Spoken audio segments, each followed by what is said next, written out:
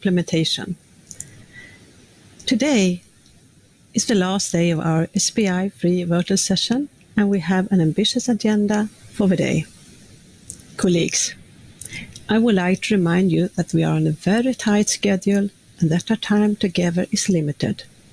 For this reason, I propose to defer the consideration of CRP4 and CRP6, which I introduced yesterday, to the resumed session of SBI-3. I propose that we proceed as follows during today's plenary session.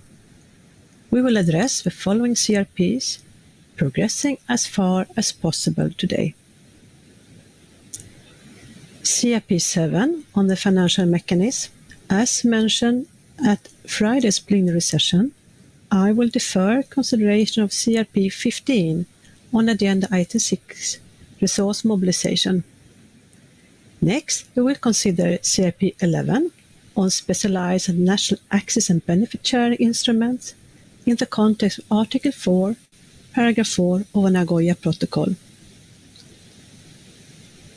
And under agenda item 12, CRP12, Global Multilateral Benefit Sharing Mechanism, Article 10 of the Nagoya Protocol, agenda item 13, and CRP14 on the implementation plan and capacity building action plan for the Cartagena Protocol, and agenda item 5, with the intention of completing our consideration of these CRPs by break time today.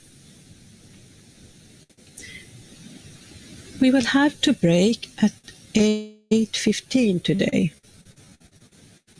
When we return from the break, we will also hear reports from all contact groups that worked in the last 2 weeks and have not had chance to report so far, as well as the report on the Venture Chair on item 11 on mainstreaming.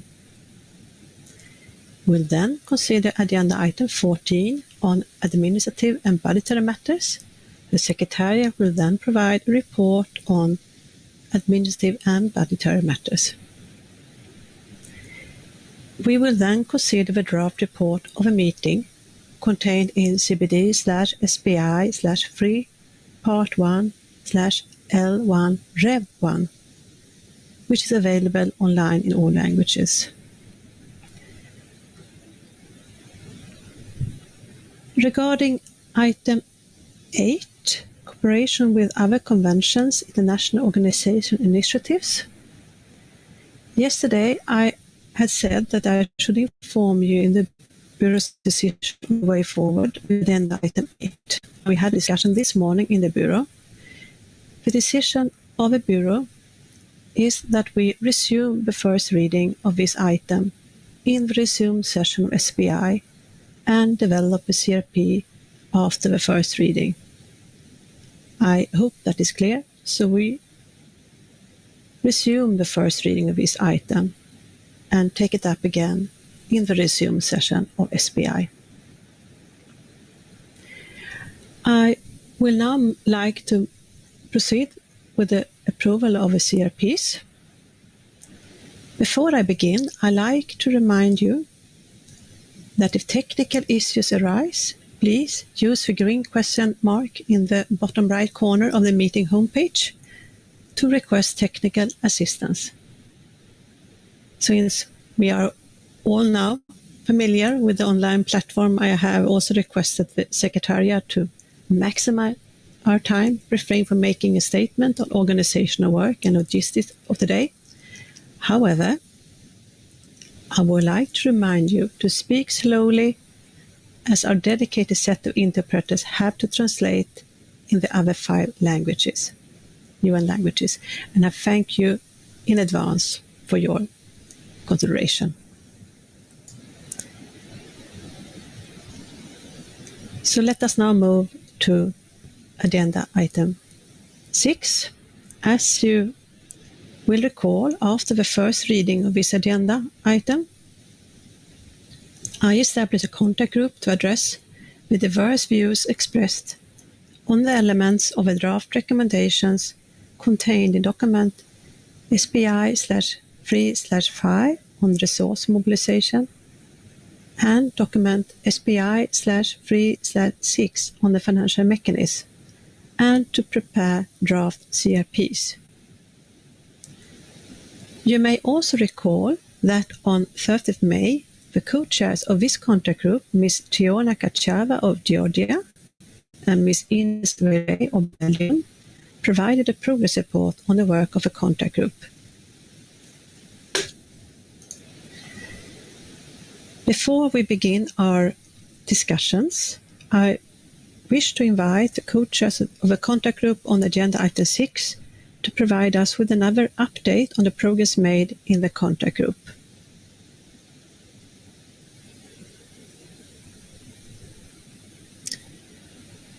So I see that Belgium is understood that Ines Vele will speak for the co-chairs. But before I do that, I see that Uganda has raised your hand. Is it a procedural issue? Uganda? Yes, Madam Chair, it's a question of procedure. Okay. If I may, Madam Chair, yesterday at the end of the plenary session, you ruled that you'd be asking Africa to present a paragraph to include in the report of the meeting explaining the brackets that we are requesting for many of the CRPs that will come before this plenary session. So the question, Madam Chair, is at what point would you like Africa to present that paragraph? Thank you, Madam Chair.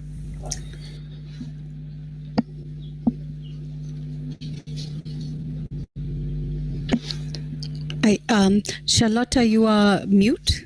Sorry for that. Yes, sorry. Thank you, Uganda. Speaking on behalf of the African region of this, I will suggest that you come back when we do the report of the meeting that we'll do after break. So we take that when we go through the report of the meeting. And I also think that some text is already included in the Rev version that is online. Thank you. Now back to Belgium, that Ines Vele will report from the sorry Ines, maybe if I can go back. Is it clear for Uganda? You raise your hand again. Yes, it is clear, Madam Chair, but the paragraph that we are proposing to submit to you for consideration as part of the report of the meeting also covers some of the CRPs that are going to come for us today. Thank you, Madam Chair. Yes, thank you, Uganda. Yes, and I think that all those kind of statements can be taken when we do the report of a meeting. Thank you so much. Sorry, Ines, you have waited. I now will like to invite one of our co-chairs of this contact group, Ms. Ines Vele of Belgium, to provide us with another update on the progress made in the contact group. Ines, you have the floor. Yes, thank you, Madam Chair. Can you hear me? I can hear you well. Please go ahead. Thank you. You will recall that by the time of our last progress report, the contact group had already concluded its consideration of the non-paper on the financial mechanism. This is now before you as a draft recommendation in document CBD/SBI/3/CRP7. On this, let me remind you that the contact group accepted the 5 operational paragraphs in principle, but preferred to retain the brackets because the referenced elements are still under development. In the annex concerning the 6th review of the effectiveness of the financial mechanism, a number of brackets remain where we were unable to reach consensus in the time available. At its 5th and final meeting on Wednesday, 9 June, the contact group considered the outstanding texts on the resource mobilization. The contact group first considered a co-chairs text providing draft elements on resource mobilization in relation to the post-2020 Global Biodiversity Framework. And delegates provided their appreciation of the document and made a number of suggestions to better reflect their views in the text. The group decided to keep the document open for additional written comments until Friday, close of business Montreal time. We reflected as co-chairs on the additional comments received and produced a revised version which has now been made available on the website. I wish to underline that this revised text remains a text prepared by the co-chairs of the contact group. It is a synthesis of the views of parties on resource mobilization presenting a structure that reflects the different threats and elements that parties consider important for integrating resource mobilization in the post-2020 Global Biodiversity Framework. The purpose of the document is to provide advice to the co-chairs of the open-ended working group on the key elements and their interdependencies when developing the first draft of the post-2020 Global Biodiversity Framework. As such, and bearing in mind the specific mandate of the open-ended working group, the content of this note has not been negotiated by parties and does not imply that agreement or consensus has been reached on any part of the text. Furthermore, this document is not intended to replace the interventions made by parties and observers made over the past weeks, which will also be at the disposal of the co-chairs of the working group, as well as the recommendations of the panel of experts. Madam Chair, with these qualifiers, I am pleased to now transmit the co-chair's text entitled Draft Elements on Resource Mobilization in Relation to the Post-2020 Global Biodiversity Framework to your hands for onward transmission to the co-chairs of the open-ended working group on the Post-2020 Global Biodiversity Framework. The contact group subsequently resumed its consideration of the draft recommendation on resource mobilization and reached agreement on how the paragraphs in this draft recommendation related to intersessional work would be addressed. The CRP that is now before you reflects the agreement of the group on how to address these paragraphs.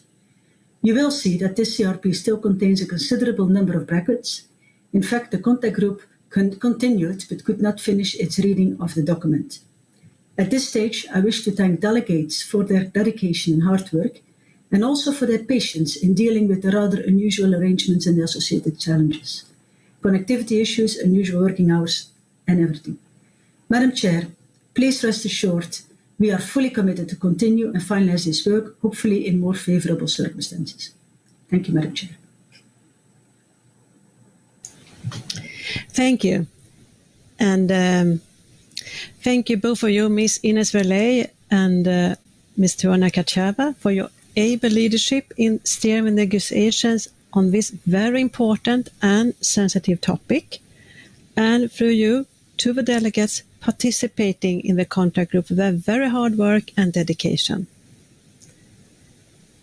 Thank you also for transmitting your co-chair's text, draft elements on resource mobilization in relation to the post-2020 Global Biodiversity Framework. I will be pleased to transmit it to the co-chairs of an open-ended working group on post-2020 Global Biodiversity Framework. On this agenda item, we thus have two CRPs before us. These are CRP 15 on resource mobilization and CRP 7 on the financial mechanism. As I mentioned before, after consultation with the Bureau and the Secretariat, we will only take up for further consideration the CRP 7 on the financial mechanism. The other one will be deferred to the resumed session. So I will now introduce CRP 7, financial mechanism. Before we go through the paper, I would like to draw the attention of parties to some matters that require intersessional work by the Secretariat. As we have noted previously, requests for intersessional work were not included as such in the draft recommendation because they would not have been seen actively, given that adoption is deferred to a later stage. However, a number of footnotes in the draft decision included in the CRP refers to documents that will need to be prepared or updated by the Secretariat and experts. Footnote 7 in the CRP on paragraph 2 of the draft decision refers to finalization by the expert group and the Executive Secretary of assessment on funding necessary and available for implementation of the Convention and its protocols for the 8th replenishment period of a global environment facility. As noted in paragraph 3 of a draft recommendation, the interim report of assessment was based on the limited data from a small number of recipient countries. This was because of the low-level responses to the questionnaire concerning GEF8 funding needs. The Secretariat will follow up on this, and I will encourage relevant parties to complete the questionnaire as soon as possible so that the Secretariat and the expert group can update the analysis before COP15. I would also like to draw your attention to footnote 8 in the CRP on paragraph 3 of the draft decision, which refers to the 4-year outcome-oriented framework program priorities for the 8th replenishment period, July 2022 to June 2026 of the GEF Trust Fund, specifically to the draft to be prepared by the Secretariat for consideration by COP16. Given that the mandate for the preparation of a draft 4-year outcome-oriented framework in Decision 14/23, Para 17, was given to the SBI, and that the draft should be aligned with the draft post-2020 Global Biodiversity Framework, it would be appropriate for SBI to consider this matter at its resume session. Therefore, to facilitate this, the Secretariat will prepare a document for the resume session of SBI containing draft options elements for the 4-year framework. This will be done in light of the views of parties expressed at SBI-3 and as applicable elements of advice submitted by biodiversity-related conventions pursuant to paragraph 9 of Decision 13/21. I also note that the Executive Secretary will also continue to participate in the meetings for the 8th replenishment of the GEF Trust Fund and will continue to cooperate closely with the GEF Secretariat in the preparation of the relevant documents. These points will be noted in the report of a meeting. So, with this introduction, I think we can then continue and start to go through this CRP 7 on the financial mechanism. And let us start with the first 3 paragraphs.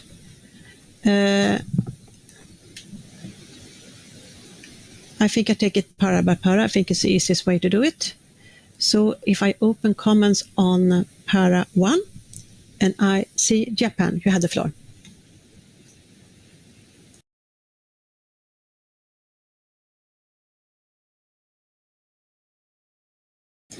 Document. So I was wondering whether it's more appropriate for me to say it now rather than at the paras. Sorry, Japan, I think I didn't hear your first words. Could you please repeat what you just said? Okay. My intervention is with regard to the fact that I have some technical corrections that need to carry through as a principle across the document rather than before we go into the individual paragraphs, but I just seek your guidance on how I should make those interventions. Okay, thank you, Japan. I think that it could maybe be easy if you do it when we come to the para where you do want to have your amendment done, your technical correction. So maybe it would be easier to take it when we go para to para. I hope that's okay. All right, thank you. I then open the floor for para 1 on CRP 7.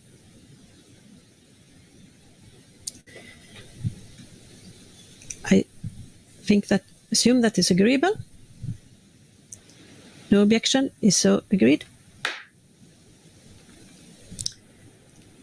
I open comments on para 2.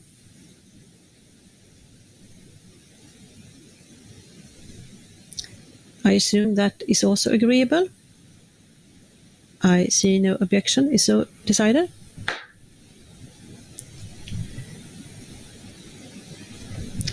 And we do then continue to para 3. That starts with acknowledge the interim report. I assume that is agreeable. I see no other objections, so agreed.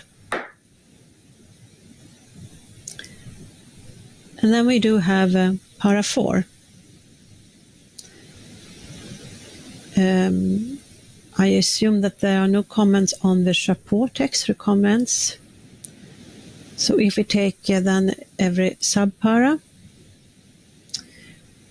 the subpara started recalling Article 21, paragraph 3 of the Convention. I assume that is agreeable. I see no objections, so agreed. Next subpara, starting with reaffirming the commitment of the Conference of Parties. Assume is agreeable. I see no objections, is so agreed.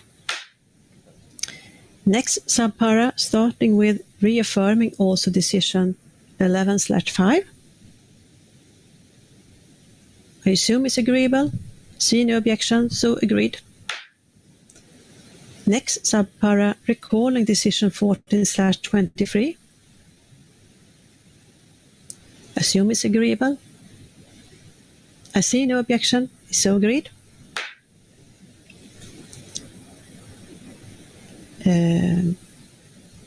I think I just, was it recall? Sorry, Secretary, I just lost which subpara was that. Which one did I? I think I just concluded reaffirming also decision 11/5, right? Yeah, okay. Sorry for that. I then go and recalling decision 14/23 has also been agreed, right? Thank you. I now continue with next subpara, starting with reaffirming the importance of a review of effectiveness. I assume it's agreeable. See no objection, is so agreed.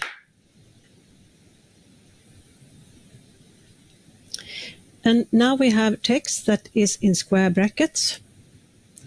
And I understand that this one has, of course, been discussed in the contact group. So I think that the para 1 here in square brackets, of course, we will not remove the square brackets. We will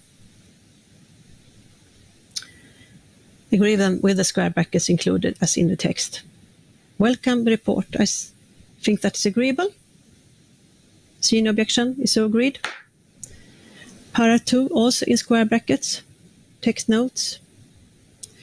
Can we agree para 2 with all the square brackets? I see no objection, so approved. Para 3, that starts with adopts a 4-year outcome-oriented framework. And you also have a lot of square brackets here. And I see France has raised his hand. France, I assume speaking on the EU and its member states. You have the floor. Bonjour, Madame la Présidente. Good day, Madam Chair. France is taking the floor for the EU. The interpreter apologizes. The sound is not sufficient for interpretation.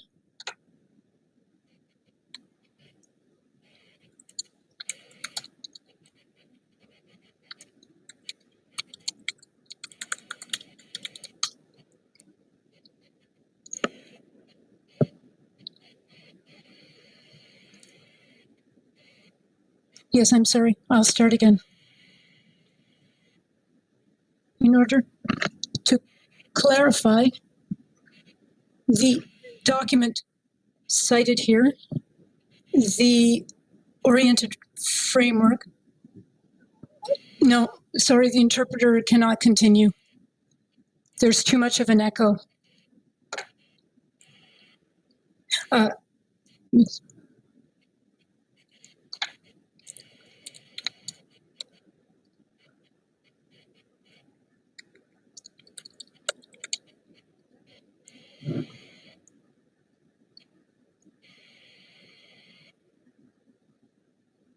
Is it better with this microphone?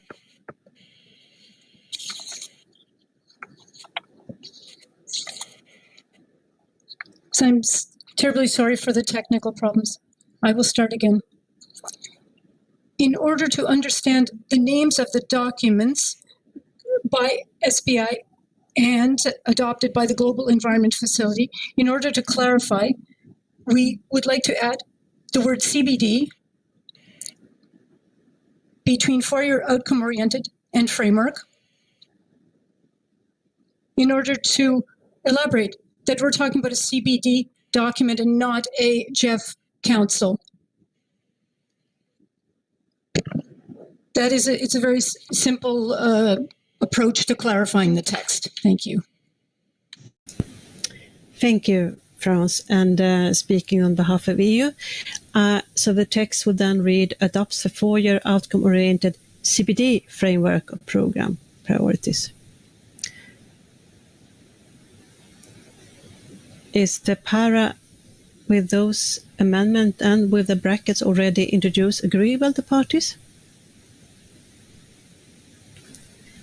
I see no objection. Is so agreed? Let's move on to para 4, also in brackets. Also adopt additional guidance and financial mechanisms. I assume it's agreeable. I see no objection. Is so agreed? And then continue para 5, also in square brackets. Further adopts the terms of reference for 6 quadrennial review of effectiveness. Japan, you had the floor. Thank you, Madam Chair. This is really a technical correction to align the content that's in paragraph 9 below on the line. The review the effectiveness of the financial mechanism to be prepared at least 3 months in advance for consideration by the Conference of the Parties at its 16th meeting. I believe there was that reference in paragraph 9 below, so it's simply to align it. Thank you. Thank you, Japan. So I understand that you would like to clarify, so it will be read to be prepared 3 months in advance in time for consideration by the Conference of Parties at 16th meeting. Is that correct, Japan? Yes. Thank you. So I assume that this correction is agreeable to parties. So can this para 5 with the addition and the brackets be agreeable to parties? I see no objection. Is so agreed? Let's then move on to the annex. Heading objectives, para 1. In accordance with Article 21, paragraph 3, and so on.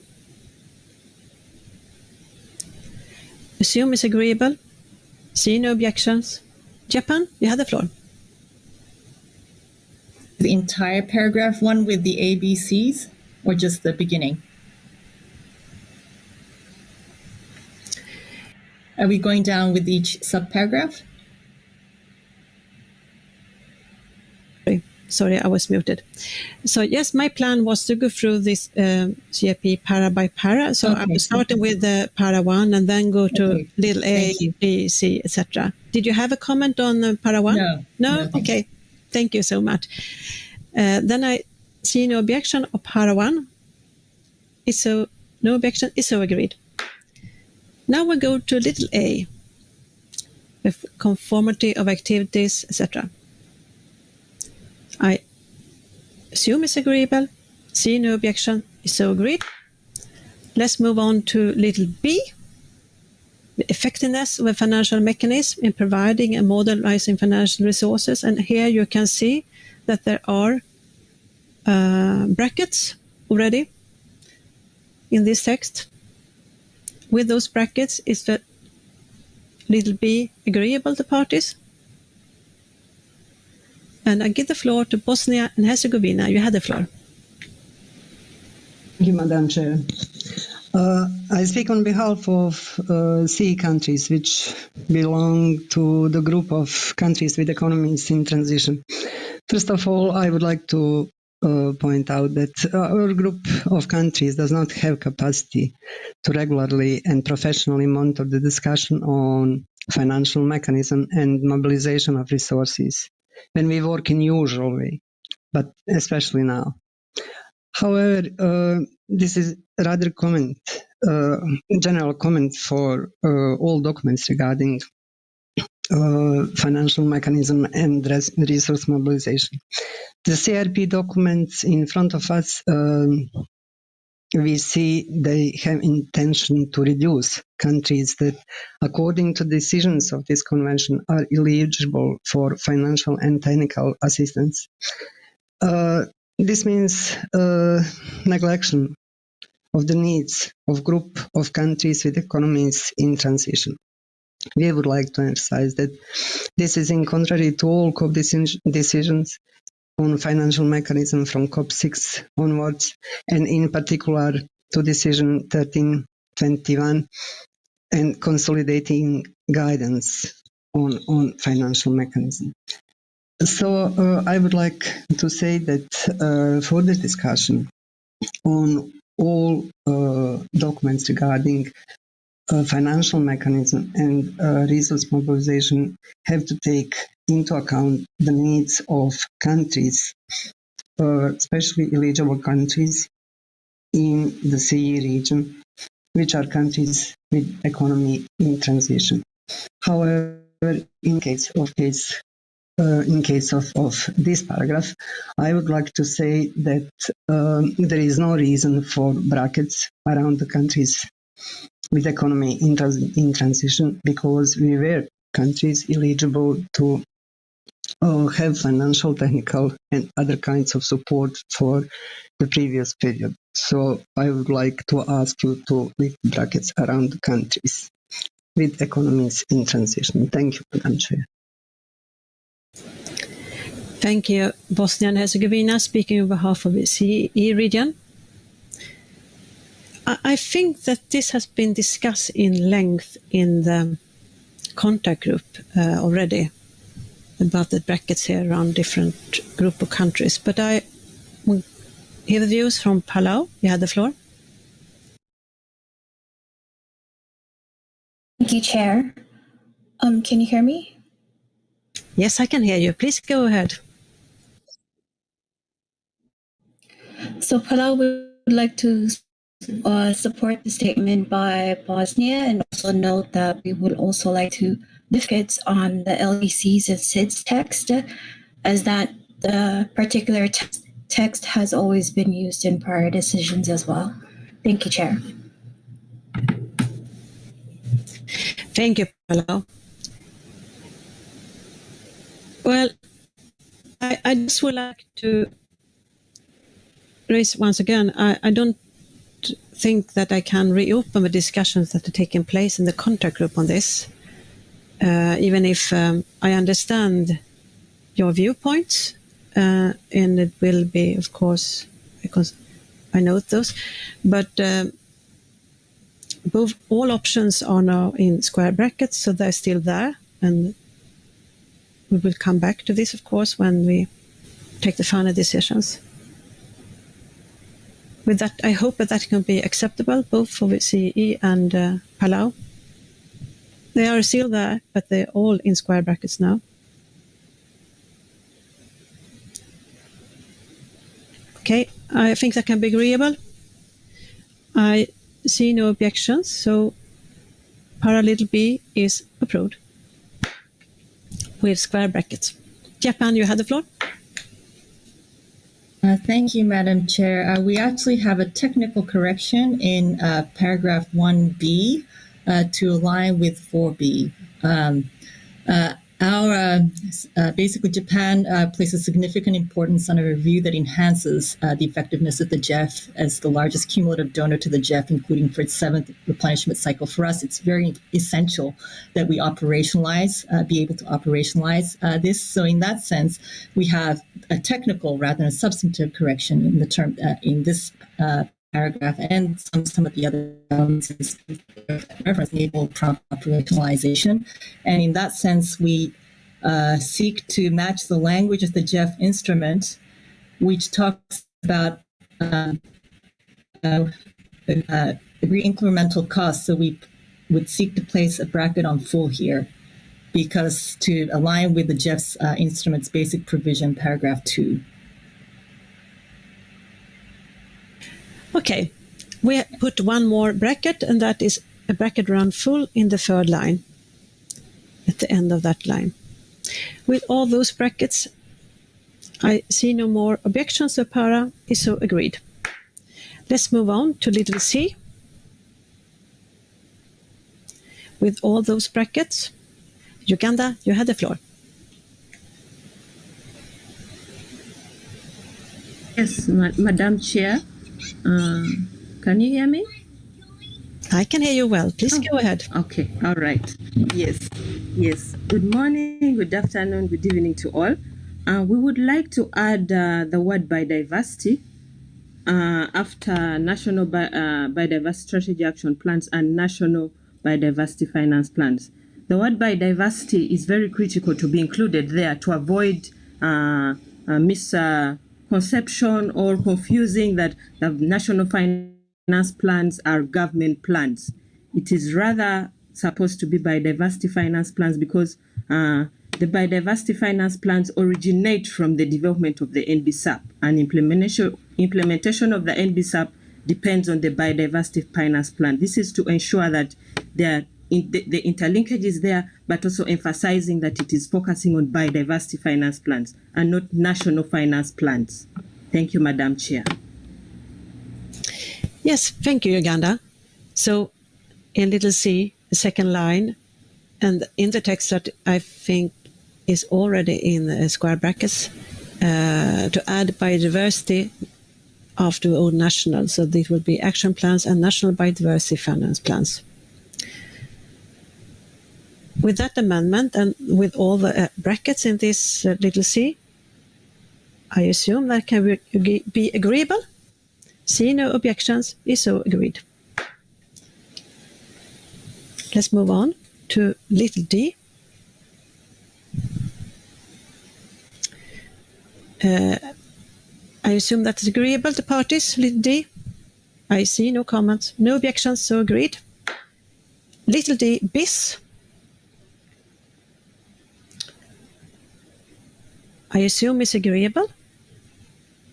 I see no objections, so agreed. Little e, that text that is now in square brackets.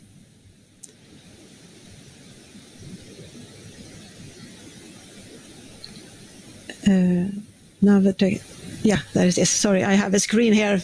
Your text just disappeared, but now it's there again. Little e, starting with effectiveness of playing a leading role, and that text is within square brackets. With that bracket, could be agreeable to parties. See no objection, is so agreed. Little f, efficiency and effectiveness of supporting implementation. And here you can also see that there are some bracket in the text. With that, I assume that the text is agreeable with the brackets. I see no objections, is so agreed. Little g, efficiency and effectiveness of process and procedures. Argentina, you have the floor. Thank you, Chair, and good time of the day to you. Regarding little f, for us, it's agreeable if we lift the brackets. If not, we need to put brackets around the whole little f, because it changes the meaning of the paragraph. Okay, so you would like to lift the bracket around relevant. Exactly, yes. And if that is not acceptable, you want to have a bracket around the whole little f. Exactly, yes. Okay, let's go back then to little f. Could it be agreeable to parties to lift the bracket around relevant? France, you have the floor. Merci, Madame la Présidente. Thank you, Madam Chair. The European cannot accept to lift those brackets from the word relevant.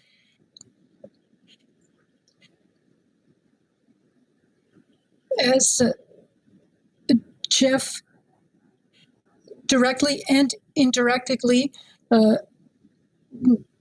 distributes funds, and therefore relevant needs to remain in brackets. Okay. If we keep that bracket, then I understood that Argentina would like to have a bracket around the whole little f. So we put one more bracket. We still have a bracket around relevant, and we do have a bracket around the whole little f. We should take away brackets, not add new ones. But well, we do like this. With this extra bracket now, I assume that the little f is agreeable. See no objection, is so agreed. Go back to little g, efficiency and effectiveness of processes and procedure. I assume that that little g is acceptable.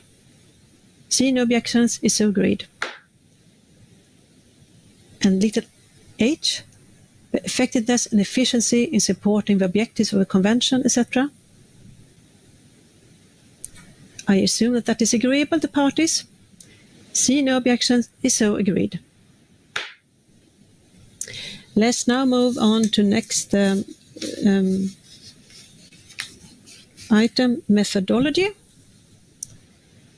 And I start with para 2. The review will cover all the activities. I assume that is agreeable. See no objections, is so agreed. And then at para 3, I try to take the whole para 3 in full with A, B, C, and D. Could para 3 with little a, b, c, and d be agreeable to parties? I see no objections, is so agreed. Let's now move on to sub-item criteria. And we have para 4 that starts with the effectiveness of efficiency of a financial mechanism can be assessed taken account inter alia. If I continue with, I assume that the Chapeau text is okay. And little a, do you have any comments on the Chapeau text or the little a? See no objections, is agreed. Little b, here we have already some brackets. And I see Japan, you have the floor. Thank you, Madam Chair. This is, again, another technical correction. This sentence already footnotes under footnote 10 the JEF instrument, and we think that the language should be in alignment with the JEF instrument, not selectively, but in all. And in the first bracket, that are in compliance with JEF policies, there should be and procedures in alignment with JEF instrument section 7, para 30. Thank you very much. Thank you, Japan. So the text will then read the extent to which eligible countries, and then in square bracket, that are in compliance with JEF policies and procedures, stop square brackets. With that addition and all the other, of course, there are already a lot of brackets here in this text, but I assume that the para could then be agreeable to parties. I see no objections, is so agreed. Let's now move to little c. That starts, here you do have a bracket already, start with views of parties as to the performance. Could that be agreeable to parties with the brackets already there? Japan, you have the floor. I'm so sorry to take the floor again, Madam Chair, but in the first bracket outcome, there should have been a clarifying of JEF projects. Otherwise, it's not clear. Thank you, Japan, and I think that was a clear proposal. With that addition, outcome of JEF progress, the text is already in brackets. I assume that little c could be approved. I see no objection, is so approved. Little d, I assume that could be agreeable to parties. I see no objections, is so approved. Little e, already in square brackets. I see no objections to that. Is so approved. Little f already in square brackets. Agreeable to parties. See no objections. Is so approved. G, trend in co-financing. And then we do have, as you see, a square bracket in this text. I assume that is agreeable to parties. I see no objection. Is so approved. And then we do have the subpara little h that is in square brackets. I assume that could be agreeable parties. See no objection, so approved. Little I, also in square brackets. The whole text is square brackets. There is also brackets within the text. Japan, you had the floor. Or again, but this is again another technical correction that may make it more understandable for the JEF to execute, is that this is probably means trend in financing integrated approach programs. These are the programs that are directed to pursue synergies among conventions. If not in this kind of text, it should be synergies among rather than between. Okay, please repeat what you was to add once again. Or it's rather, this thing in bracket, trend in project financing taking into consideration synergies between blah, blah, blah. That should just be trend in financing integrated approach programs of the JEF. That's what they are called in the JEF. Yeah, trend in financing integrated approach programs that involve biodiversity. So the whole thing, finance integrated approach programs that involve biodiversity. That's the terminology that the JEF uses. It's essentially the same meaning.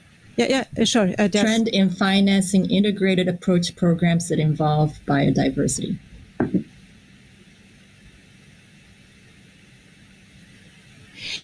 I just see if maybe the JEF Secretariat can also tell. No. I just make sure the Secretariat has captured the proposal. Trends in project and then square bracket program, square bracket financing integrated approaches and programs involving biodiversity, take into consideration synergies among conventions that have designated the GEF to operate the financial mechanism. No. I mean, the whole thing in the bracket can just be summarized as trend in financing integrated approach programs that involve biodiversity, period. It means exactly the same thing, but it's what it says with regard to this type of projects.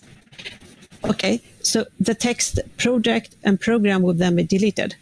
The whole bracket should be just replaced with a sentence that says trend in financing integrated approach programs that involve biodiversity. It means exactly the same thing because integrated approach programs are programs that take into consideration synergies among conventions that are under the mechanism.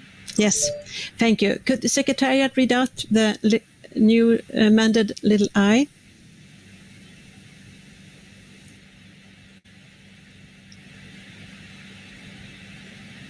Yes, Secretariat.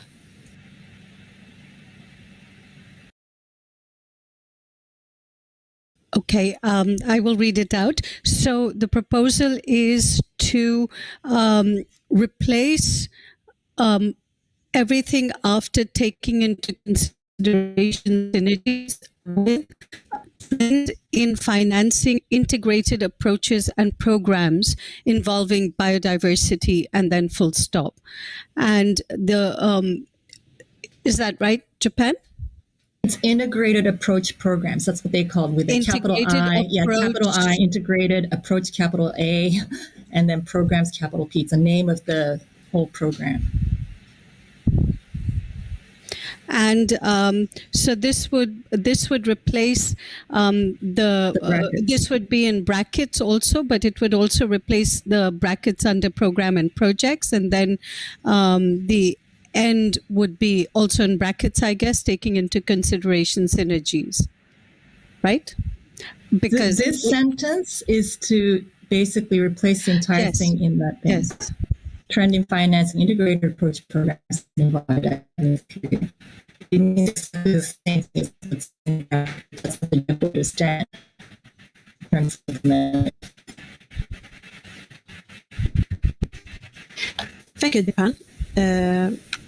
I now have see raised hand from Argentina, followed by Brazil. Argentina, please. You have the floor. Gracias, señora presidenta. Thank you, Madam Chair. Japan's proposal, we think, could change the meaning of the paragraph small I.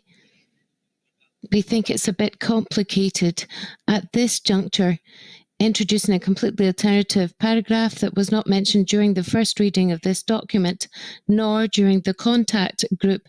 And now when we're revising the CRP, an amendment is being put forward. Otherwise, we're going to start negotiating the details of each of the square brackets. And if that's the case, then we can do it. But otherwise, I would suggest we don't include it here. We are holding back from putting forward our own proposals on other paragraphs that already have square brackets that we too would like to change. Thank you.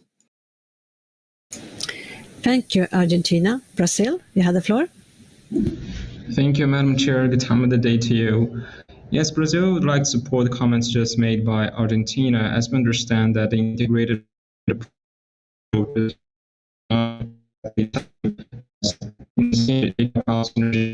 between nations that as a mechanism, and we have contending to better seek the original phrasing of paragraph I and not adding new text to paragraph I. Thank you. Thank you, Brazil. I will I'll give the floor to Colombia, followed by Canada, and then go back to Japan. Colombia, you have the floor.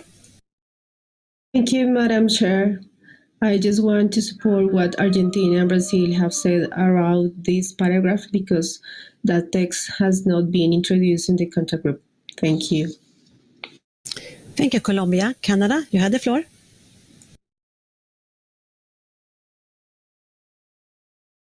Thank you. Good morning and afternoon, evening, everyone.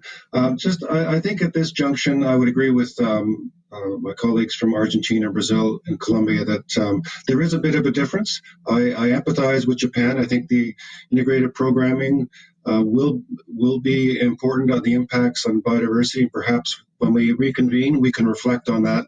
The fact that programming is in square brackets, I think, allows a bit of scope to play with the wording. So I would agree that we don't want to keep opening things up. So I think keeping it is a good idea. Thank you. Thank you, Canada. Well, Japan, you have listened to the other comments, and since this has not been discussed in the contact group, could you maybe accept to have the original text that was already in square brackets, as you know? Japan? We apologize for that. It was really with full good intentions, and we think it's fine. I think maybe just technical, maybe between should be among grammatically in that sentence. Instead of between, it should probably be among. This is a grammar. Okay, but if we keep original text and just make that... We can keep it. Yeah, we can keep it, but I'm just making a grammatical point. They should be among rather than between. It's purely grammatical. Thank you. And apologies. Okay. No, that's... Completely fine with it. We're completely fine with it. Let's go ahead. We'll not do it. Thank you, Japan, for your flexibility. Thank you so much. And I will keep original text for little I, but for grammar reason, just change between to among. With that little change, I assume that little I could be agreeable to parties. I see no objections. Is so agreed. Let's then move on to little j, starting with trend in project financing targeted at biodiversity-related conventions. I assume that is agreeable. I see no objections, so agreed. Little k, trend in timeframes of project development. Assume is agreeable. See no objection, is so agreed. Little l, trend in project financing, targeted ad, and then you also, as you see, we do have square brackets in this para. And I see a representative for Youth has raised his hand. Youth, you have the floor. Thank you, Madam Chair. If you allow us, we would like to add a suggestion to this paragraph, which we unfortunately had not been able to bring up at the contact group.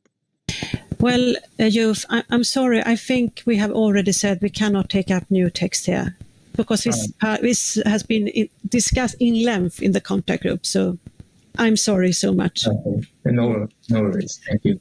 Thank you.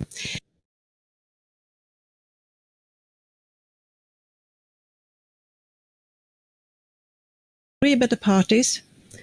I see no objections. Is so agreed. Little m. The whole para is in square brackets. I assume it is agreeable. I see no objections. Is so agreed. Little n. Starting with trend in project. It is the whole para is already in square brackets. I see no objections. Is so agreed. Let's then move on to procedures for implementation. And I go to para 5. Let's start with under the authority of conference parties. You can also see here that there are brackets.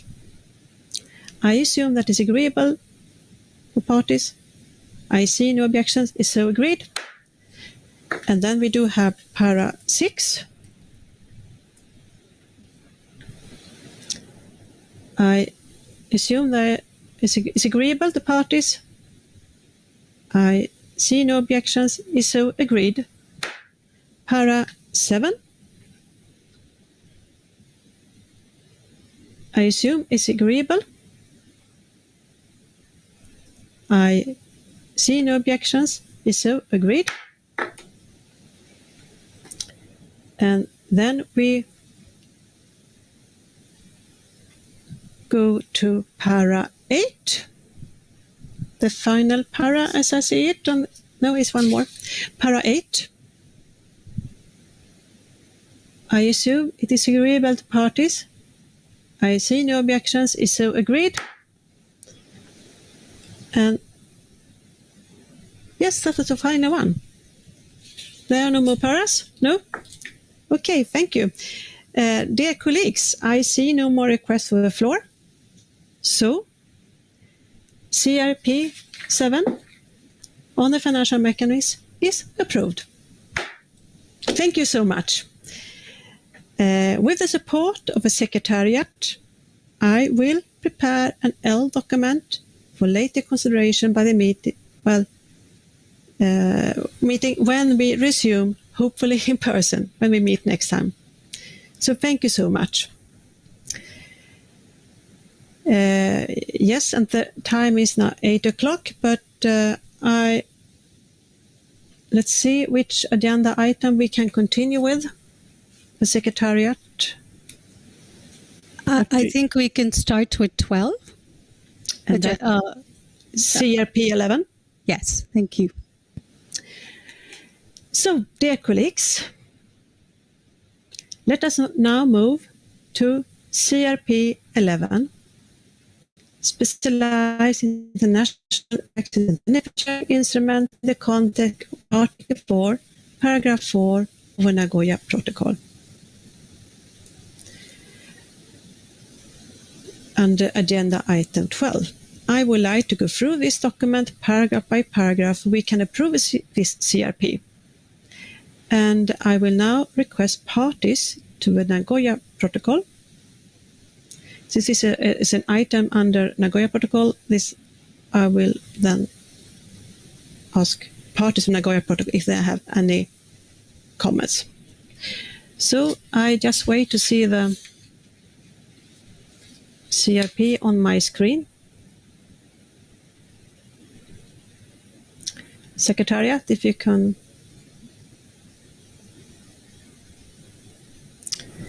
CRP 11.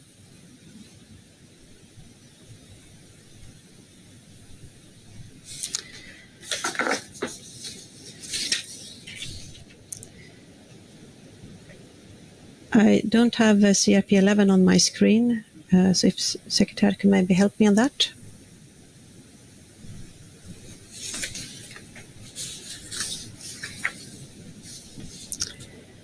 Or if I go...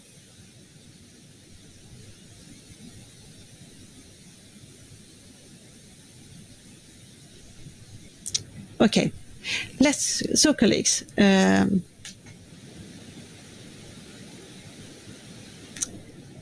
let's now move on to CRP 11. And I would like to start with the preambular paras. So we do first have the preambular, the subsidiary body implementation recommends for confident parties, and then we have 3 preambular phrases there. Could those be, I assume those are agreeable to parties? I see no objection, so agreed. Let's then move on to para 1. And on para 1, I see Mexico. You have the floor.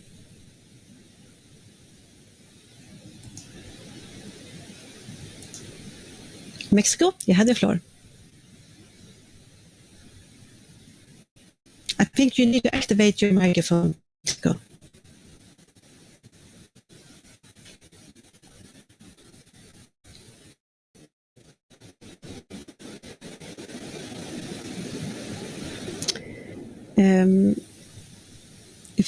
Mexico, if you activate your microphone. Okay, before we have Mexico, I have UK. You have the floor. Thank you, Madam Chair. To be in line with the text in the third preambular paragraph, which only refers to Article 4, we would suggest removing paragraph 4 from the first paragraph. It currently still states Article 4, comma, paragraph 4. So we suggest removing that reference to paragraph 4. Thank you, Madam Chair. Thank you, UK. So the suggestion is in the second line to delete paragraph 4.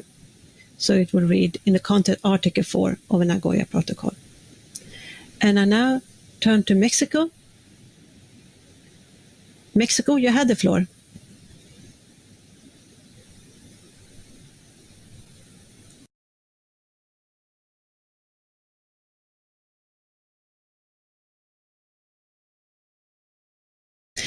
I think that Mexico, you still have not activated your microphone. You can do that in I think it's in the upper left corner. You have to activate it. I'm not sure if someone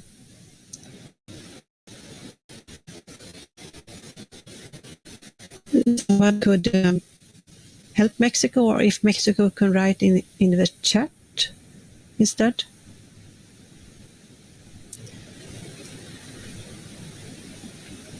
Secretariat, could you maybe help Mexico?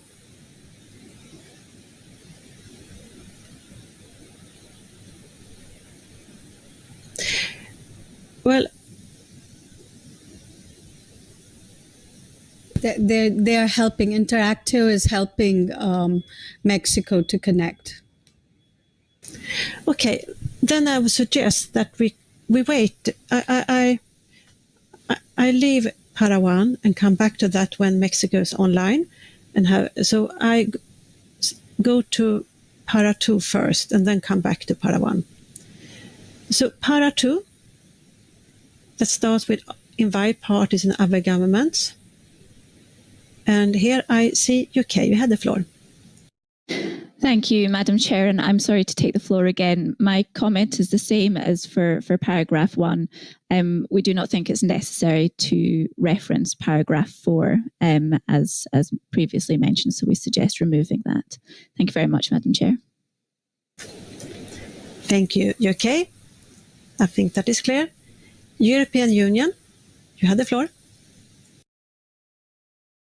Good morning, Madam Chair. Can you hear me? I can hear you well. Please go ahead. Okay, good. Thanks. Well, we had a very similar comment to the one just raised by the UK, so we're fully in line with what our colleague just suggested. And also, in our written submission, we had suggested to add at the end of this paragraph, so after the word measures, an additional element, which is the following one: and/or in endorsing international instruments that include provision on access and benefit sharing.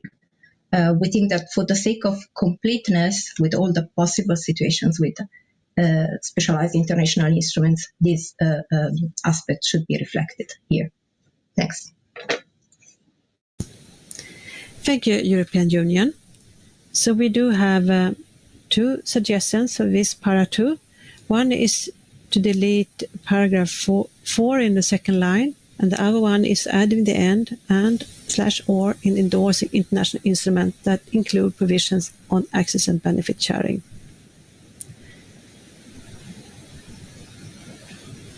Any objections to each of those amendments? Or could the para with those amendments be agreeable to parties? I see no objections, so para 2 with those amendments is agreed. I now move to para 3. Let's start with invites relevant international organizations. I assume is agreeable to parties. European Union, you have the floor. Madam Chair, to come back on this. Actually, here we had, we don't think that this addition of implement is fully adequate here, because actually we don't believe that international organizations and intergovernmental processes really implement specialized instruments. So we would suggest remove it, and actually were also suggestions. Just I'm scrolling down my document. Okay, which was actually to add after the words to develop and slash. No, I'm sorry. This is not. I'm not on the correct line. Sorry. After the word to develop or to add when agreeing on instead of implement. Thank you. Thank you, European Union. So I understand that your proposal would be to delete implement and instead add when agreeing on. So the text would then read to develop or when agreeing on specialized international access and benefit sharing instruments. That's correct? Thank you. I give the floor to South Africa.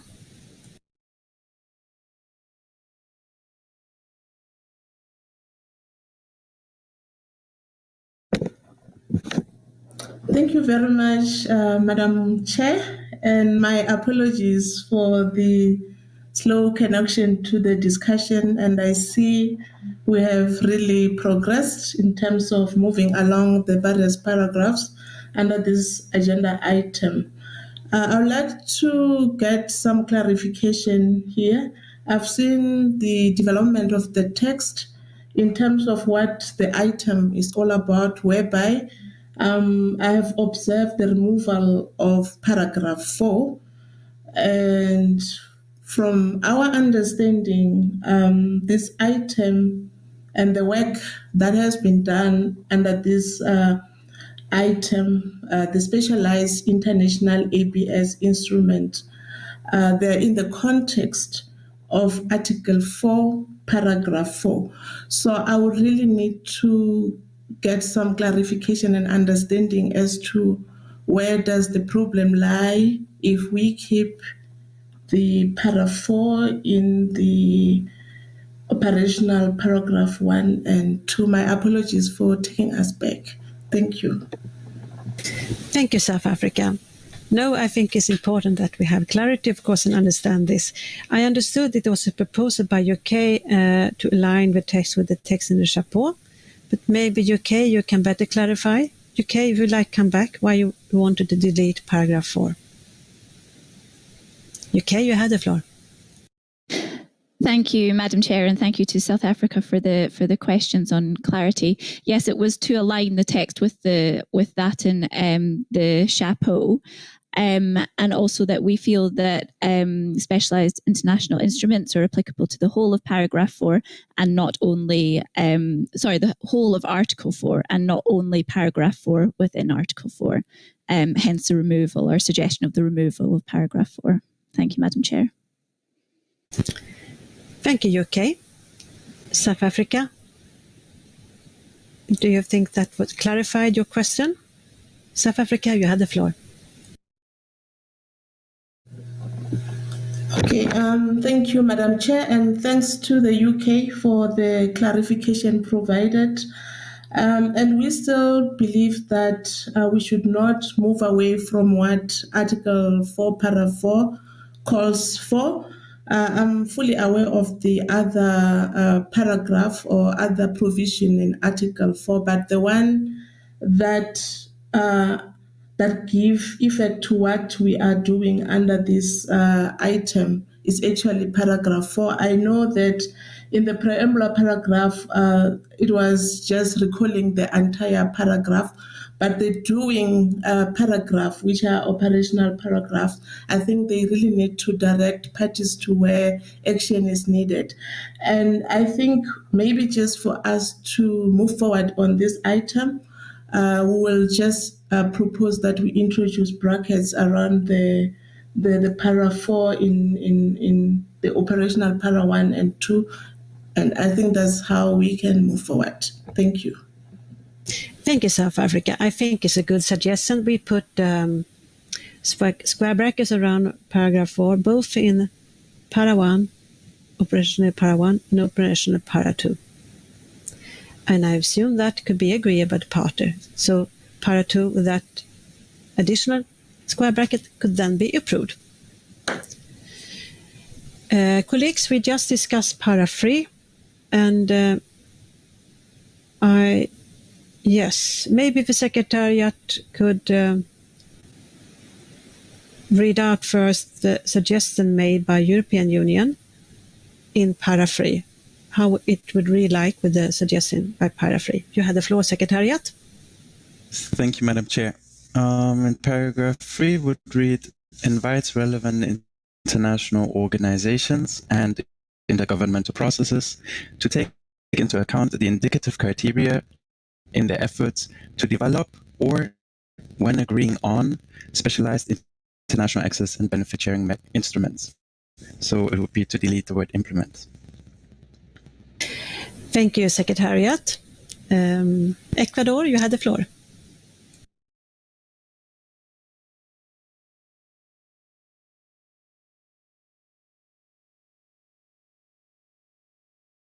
Ecuador, you had the floor.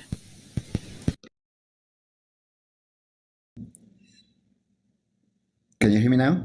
I can hear you. Please go ahead. Great, thank you. Very brief.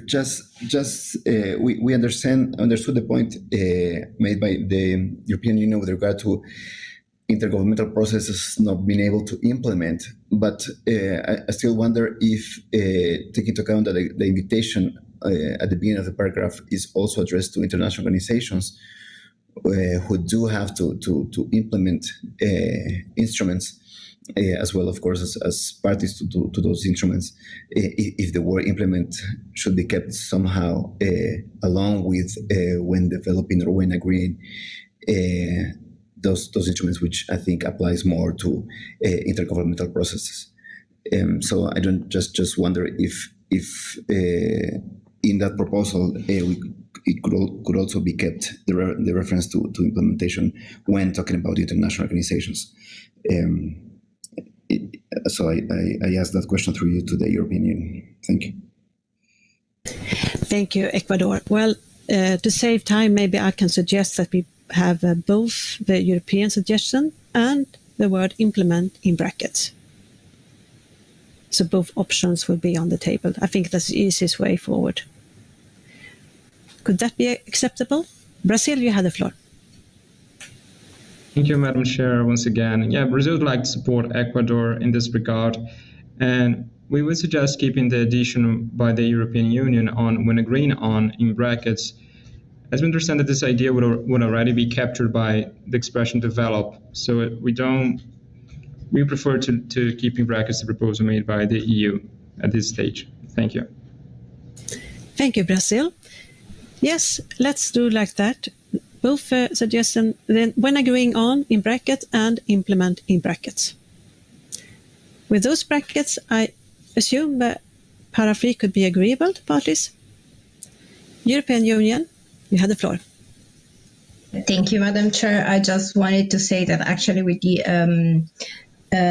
explanation provided by Ecuador on implement, we could be flexible, and if implement could be adjusted somewhere else, and so not making reference to intergovernmental processes, I mean, we could accept that. So I don't know if this also helps to remove the brackets also from our suggested addition on when agreeing on.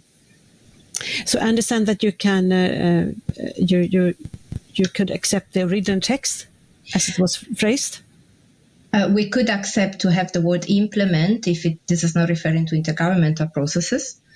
So it would need some to be replaced in the full sentence. I don't know exactly now where, but somewhere that is only referring to international organizations.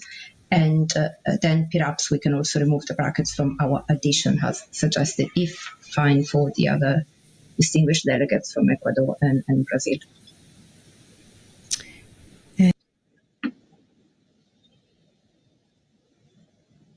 Thank you so much for your flexibility.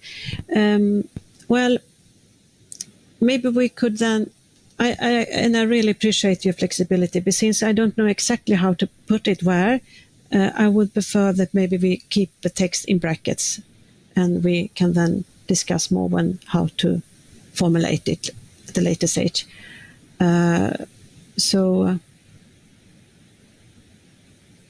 Because I don't know exactly where to put it. South Africa, maybe you have a solution. Thank you very much, Madam Chair. South Africa would like to contribute to the discussion on this para around whether we keep implement or we go along with the proposal by the EU. Our understanding is that implement is more relevant because when we look at these other international organization or intergovernmental processes, and we can learn from the WHO whereby the PIP framework is being implemented by the Secretary. So I think the best way forward would be to keep those two words in brackets and maybe move forward. Thank you. Thank you. And I think absolutely we can find a solution later on. Could an option be to have to keep the original text, implement, but just add as appropriate afterwards? To keep the original text with implement, but add as appropriate. Could that be acceptable to European Union and others? South Africa, you would like to comment on that?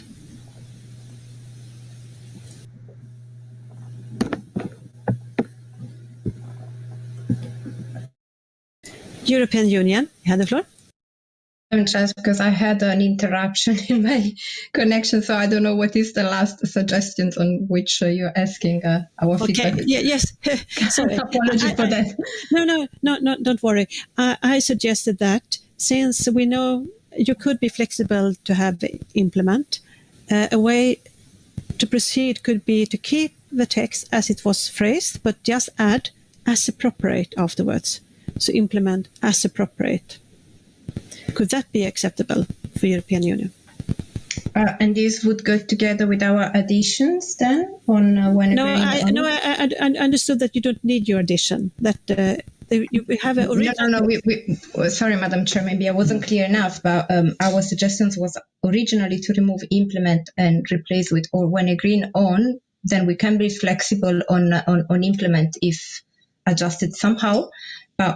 When agreeing on, we would like to have it reflected in the text because we think that there are different situations with international instruments, specialized international instruments on ABS, like we had also argued in our statement. And we know that there are situations where intergovernmental processes can just agree on these instruments. So we would like this to be reflected in the text. So perhaps in the for saving time, maybe we just put a square brackets as you originally suggested. Okay, then I think that the best way now, since we don't have much time, just keep when agreeing on and implement in square brackets. And I think we can find a solution when we have more time to discuss this when we meet at the resume session. And I assume that can be agreed with parties. And thank you for all efforts to try to solve this. I see no objections, is so agreed. And then we continue with para 4. And I assume that is agreeable. Para 4. European Union, you have the floor. Sorry, Madam Chair, to come back again. The almost last line of para 4, we had suggested to add after on the specific genetic resources and / or specific uses covered by and for the purpose of. We would like to add this again to the text because actually we could have specialized instruments that concern specific genetic resources, but also that concern or that only concern specific uses of genetic resources. So again, for being for the sakeness of completeness and being precise, we think that we should add and / or specific uses between genetic resources and covered. Thank you, Madam Chair. Thank you, European Union. So with the addition, I think it was quite clear. It was in the second but last line. Information specific genetic sources and / or specific users covered by, and then continue. And is that agreeable? South Africa, you have the floor.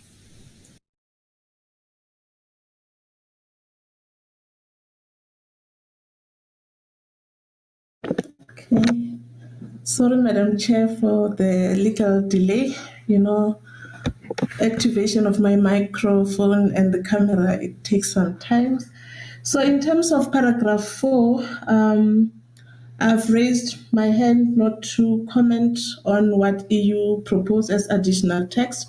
I think they're introducing that text based on what is contained in the actual indicative criteria document.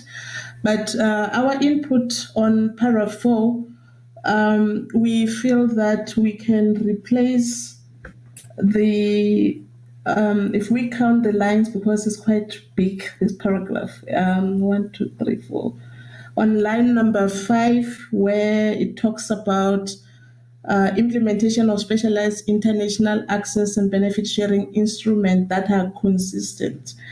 So we think it will be more appropriate if we replace that wording that are consistent with that are mutually supportive, because I think that's basically what Article 4, Para 4 is calling for, supportive of the objective of this convention and the protocol. And then when we come to the next line that talks to including on the specific genetic resources, and I think here we are also talking to the traditional knowledge associated with genetic resources. So this wording is missing. If it can also be included in between genetic resources and the word covered, and thereafter, I think that the paragraph will be fine for us. Thank you. Yes, thank you. Now we have a suggestion from European Union and one from South Africa. Maybe the Secretariat could just read out so we know exactly the amendments made. Thanks. Yes, thank you. Thank you, Chair. I'll read the entire paragraph. Request parties to include information in their national reports and, as appropriate, through the Access and Benefit Sharing Clearinghouse, and invites other governments and relevant international organizations to share information on any steps that they have taken towards the development and or implementation of specialized international access and benefit sharing instruments that are, brackets, consistent with, and the new suggestion brackets, mutually supportive of, close brackets, the objectives of the convention and the protocol, including information on the specific genetic resources, open bracket, and or specific users, close bracket, and new brackets, including traditional knowledge, close brackets, covered by and for the purpose of the specialized instrument. Thank you, Secretariat. With those amendments in brackets, could the para be agreeable? UK, you have the floor. Thank you very much, Madam Chair. Just one small addition to the language inserted by South Africa would be to have including traditional knowledge on genetic resources or associated with genetic resources, maybe associated to stick with the official language, including traditional knowledge associated with genetic resources. Thank you very much, Madam Chair. Thank you, UK.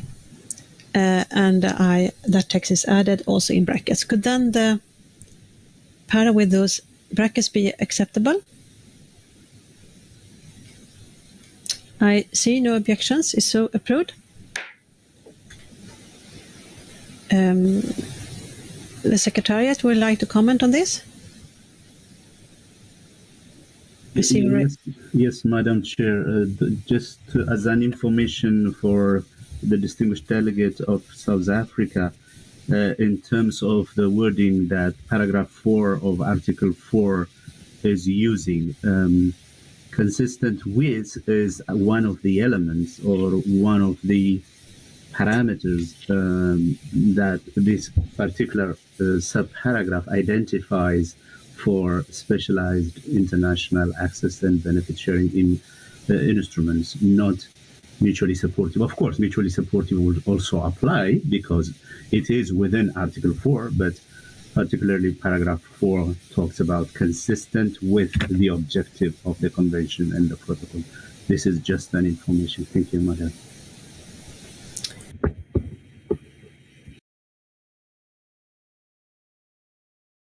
Para 5, and I hope that that could be agreeable to parties. I see no objection, is so approved. Let's then move back to para 1. I know that Mexico asked for the floor on this para, and we have already a suggestion by UK to delete paragraph 4 is now in square brackets. Secretariat has have it resolved with Mexico?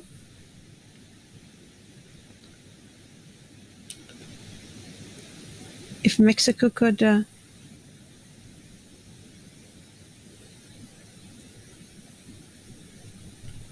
otherwise para 1.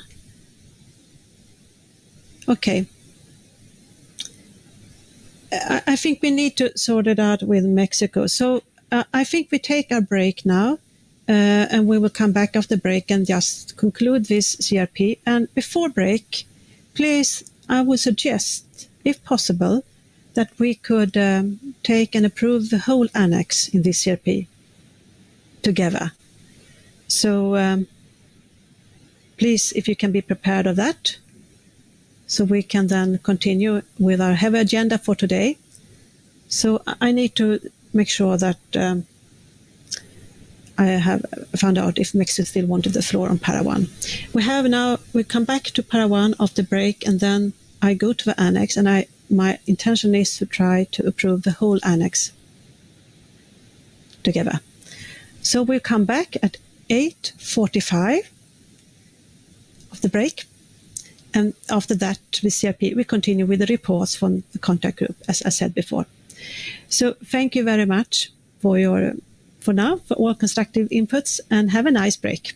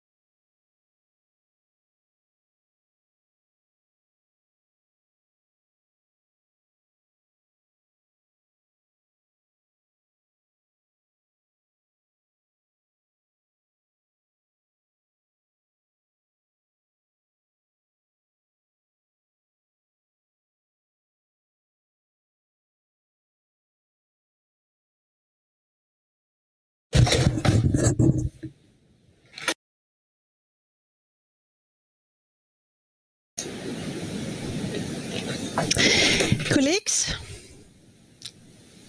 welcome back. I hope you have enjoyed your break.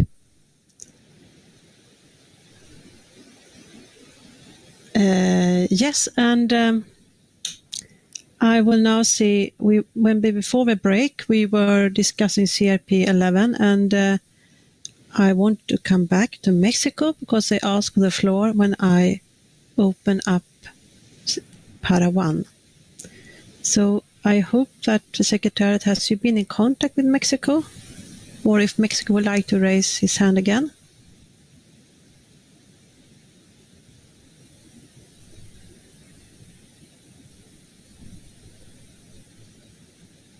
Mexico?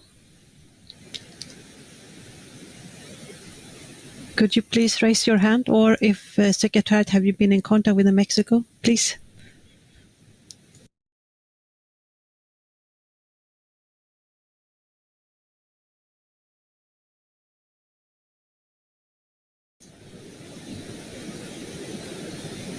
I know that Interactio has been in contact with Mexico. Mexico, maybe you could put your comments in the chat, perhaps, and then we could read it out. Thank you. Thank you, Secretariat.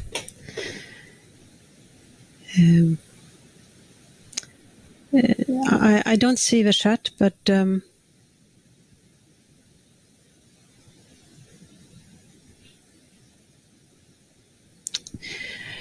okay.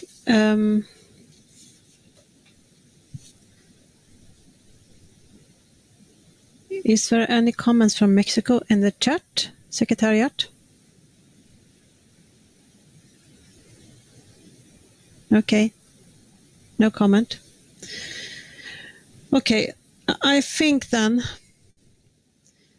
that a way forward could be, since we know that Mexico want the floor on Para 1, but we were not unable to contact them and to solve this problem, to just put, we could put Para 1 in brackets just to be sure that Mexico can come back later on. And we already have in this paragraph 4 in the second line in brackets. To solve this problem and to be able to go forward, I hope this can be agreeable part. This bracket is just to make sure that Mexico can participate. I hope that is agreeable. Yes, I see no objections. Is so agreed. Let's then move to the annex. And I had a suggestion just before break that we could maybe agree on the annex as a whole. Could that be acceptable to parties? It's not so long.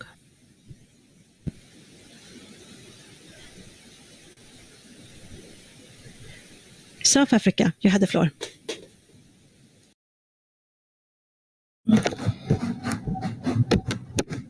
Sorry, Madam Chair, for connecting a little bit late again. I think I missed your question right now, but I know before we go on a break, you were asking how we should consider the annex to this draft recommendations, and I think from our view is that looking at what the chair of the African region has shared in the previous days of the SBI, where we shared our position in terms of consideration of the CRP documents that have got substantial relevance to the post-2020 global biodiversity framework. And we have got an opportunity to look at what transpired yesterday as we were considering some of the relevant CRPs to the post-2020 global biodiversity framework, especially the one on communication. We've noted in the report that already you've captured the view that was shared by Uganda on behalf of the African region, and is captured well in that report. And we are going to request that you capture the same weighting to this CRP, because we see it also having strong relevance to the work of the post-2020 global biodiversity framework, especially looking at issues of benefit sharing and also the DSI. Thank you. Thank you, South Africa. Well, I don't really think that this CRP is relevant to the post-2020 discussions. I note, of course, what has been said yesterday about, but this one is I see it not that relevant. But one option, of course, could be to put this annex in the brackets. And maybe that would help for South Africa if we just put this annex in brackets. South Africa. Thank you. Thank you, Madam Chair. What we are saying here is that as much as the item is talking about the indicative criteria for recognizing this potential or existing specialized instrument on access and benefit sharing, this instrument that we are talking about, the global especially the target that talks to issues of benefit sharing, you will see that there's a lot of emphasis to not leave out the international or relevant instrument that talks to issues of benefit sharing. And we feel that the recommendation or the work that we are doing under this item has a very strong relevance to what is going to happen under the post-2020 discussion, of course, on issues of monitoring elements of those indicators. I think there's some proposal to look at this other international instrument that we know about, and we feel that whatever recommendation or work that needs to advance on this item would really have strong relevance to the post-2020 global framework, because we need to come up with some ambitious and transformative targets and indicators for progressing the work on access and benefit sharing and the much needed multilateral benefit sharing mechanisms, including DSI. Thank you. Thank you, South Africa. Well, I don't, colleagues, we don't have much time. I really hope that we could just agree on this CRP very quickly. But since we're running out of time, could be agreed by the parties is just put the whole CRP in brackets, as just suggested by South Africa, and that would of course include the annex. We don't need to go through the annex in detail. We just put a bracket on the whole CRP. Could that be acceptable to parties? I see no objections. Is so approved. Thank you so much. CRP 11 is approved. And with the support of the Secretariat, I will prepare an L document for later consideration by the meeting when we resume, hopefully in person. Colleagues, as said, we're running out of time. We don't have time to go through more CRPs, unfortunately, but I will now invite all contact group chairs and friends of the chair to report to plenary. And dear colleagues, I would now like to turn to reports on contact group chairs and the friends of chair group I established. As said, we have unfortunately, due to lack of time, not been able to consider the CRPs associated with these groups. However, I think it would be remiss of me not to give time to the co-chairs and the chair to report to the plenary before we suspend SBI-3. So I will start by invite the co-chairs of a contact group for agenda item 5 concerning the post-2020 implementation plan and capacity building action plan for the Cartagena Protocol on biosafety, which was established on May 27th to report back on their work. You may recall I had established this contact group co-chaired by Mr. Rigobert Nentep from Cameroon and Ms. Rita Andorko, Hungary, to review and agree on the structure and content of an implementation plan and capacity building action plan based on document CBD/SBI/3/18. The work of a contact group is reflected in CRP 14 on the implementation plan and the capacity building action plan for the Cartagena Protocol on biosafety. I now would like to invite Ms. Rita Andorko from Hungary to report on the work done by the contact group. And Ms. Rita Andorko will be presenting the report on behalf of the co-chairs of this group. So Rita, if you raise your hand.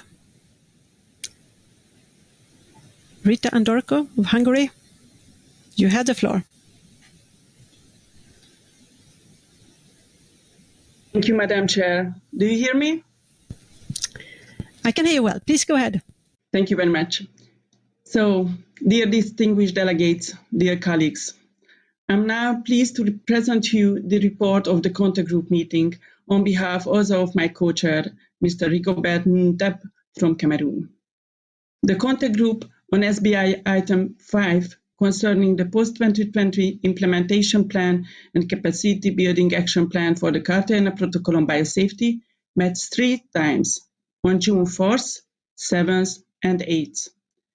At its first session, the contact group exchanged views on the structure and content of the draft implementation plan and capacity building action plan based on the text in pre-sessional document CBD/SBI/3/18. This exchange of views, together with the interventions from the informal session of SBI in March, and also the former plenary session in May, enabled my co-chair and I to develop a non-paper which was presented to the group at its second session. The non-paper contained a single draft decision with 2 annexes, one containing the implementation plan, the other containing the capacity building action plan. The plans were revised to incorporate the text suggestions that were made both in the narratives to the plans and in their tables.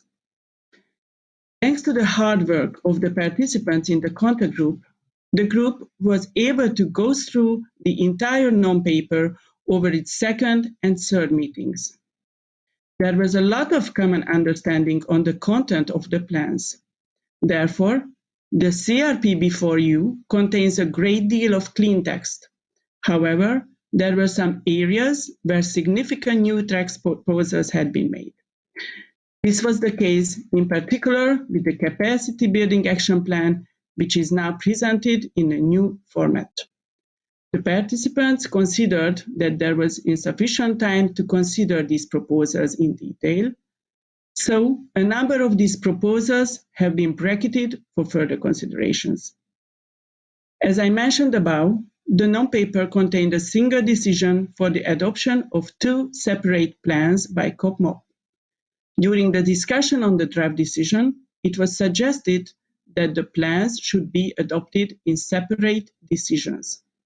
There were diverging views on this matter, which is now reflected in the first paragraph of the SBI recommendation in the CRP. A number of the brackets in the draft decision were inserted to capture this perspective and should not be understood to reflect disagreement over the substance of the paragraphs. Finally, I wish to thank the participants in the contact group for their constructive engagement and active participation. I would also very much like to thank my co-chair, Mr. Rigobert Knapp of Cameroon, for his leadership of the discussions, and also thank the Secretariat for their continuous support. Thank you very much, Madam Chair. Thank you so much, Rita Andorco, and thank you, Mr. Rigobert Knapp from Cameroon, for your very hard work and dedication, as well as of the entire contact group. As noted, the results of the contact group are reflected in CRP 14. Unfortunately, we don't have time to review the CRP at this session. We'll do so at the resumed session of SBI-3. And I will then continue with the reports. I will just say that I noted that some parties asked for the floor, but I will first give the floor to the reports back from the contact groups, and when I can come back to the one who asked for the floor. So let's then move on to the next report.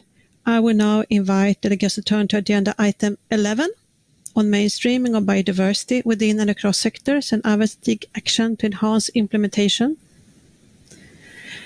And now I would like to give the floor to Ms. Juliana Archiniegas of Colombia, who along with Ms. Laura Bermudez kindly agreed to chair the Friends of a Chair group tasked with reviewing SBI-3/13 on mainstreaming item 11. So Ms. Juliana Archiniegas, you have the floor. Thank you, Chair, and hello to all colleagues. The Friends of the Chair on Mainstreaming concluded last Wednesday its 2 sessions with the participation of the EU, Brazil, South Africa, the Philippines, Switzerland, Mexico, and Colombia. Thanks to a strong spirit of cooperation from all parties, we were able to produce a streamlined CRP with a few brackets left, but with no substantial disagreement. The group agreed to the terms of reference of ANATEC to keep the long-term strategic approach under review in support of the Global Biodiversity Framework. To allow for maximum flexibility for parties' approach, only the headline actions of the long-term strategic approach were kept in the main document, while the activities proposed by the group with improvements from the sessions were kept in the action plan as an addendum on a voluntary capacity.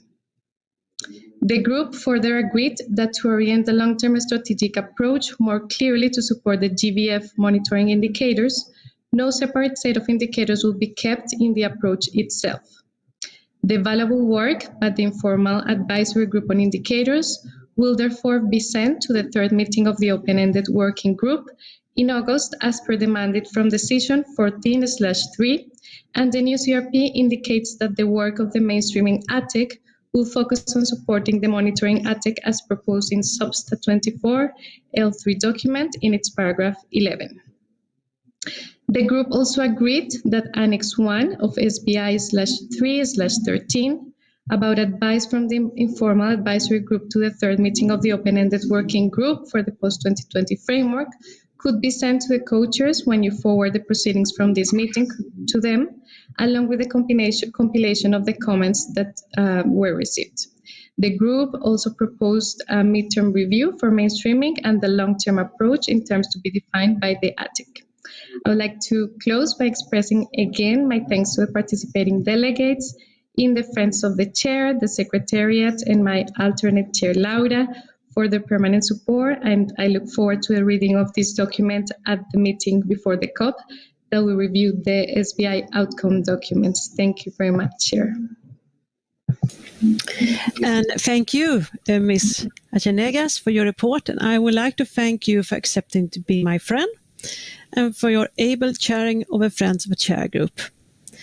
I will be happy to send Annex 1 of SBI-3/13 to the co-chairs of a post-2020 process together with the results of this meeting. Thank you. As guided by the Friends of the Chair, the Secretariat has prepared a CRP, and that I think is CRP 16, right? Unfortunately, we do not have time to review the CRP at this session. We will do so at the resumed session of SBI-3.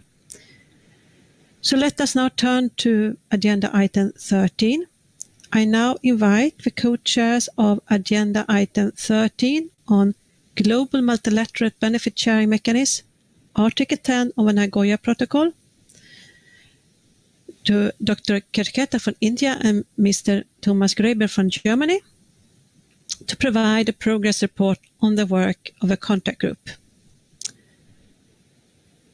And I think that it will be Mr. Thomas Graeber from Germany who will do the report. If you could raise your hand. Yeah, Germany, you have the floor. Thank you, Madam Chair. The contact group on SBI item 13, Global Multilateral Benefit Sharing Mechanism under Article 10 of the Nagoya Protocol, met twice on June 1st and 2nd, 2021. At its first session, the contact group worked on the basis of a non-paper that had been prepared, taking into account the interventions and proposals on this item made during the informal SBI session in March 2021 and the formal plenary session on 29 May 2021. During the first session of the contact group, a number of new text proposals were suggested and text was bracketed. A revised version of the non-paper was made available for the second session of the contact group, and the group completed its first reading of the document. The CRP you have before you reflects the outcomes of this work to be considered by this plenary and carried forward for work at future meetings as we move towards COP-MOP 4 and COP15. Madam Chair, there were two issues from the contact group that I wish to bring to your attention. First, during the first session of the contact group, a proposal was made to present the draft decision as a decision for the Conference of the Parties to the Convention, rather than a decision for the Conference of the Parties serving as the meeting of the parties to the Nagoya Protocol. My co-chair and I ruled that this was not procedurally possible, given that the contact group was established as a contact group under the Nagoya Protocol. But it was agreed that we would report on this matter to plenary, so I'm sharing the information now.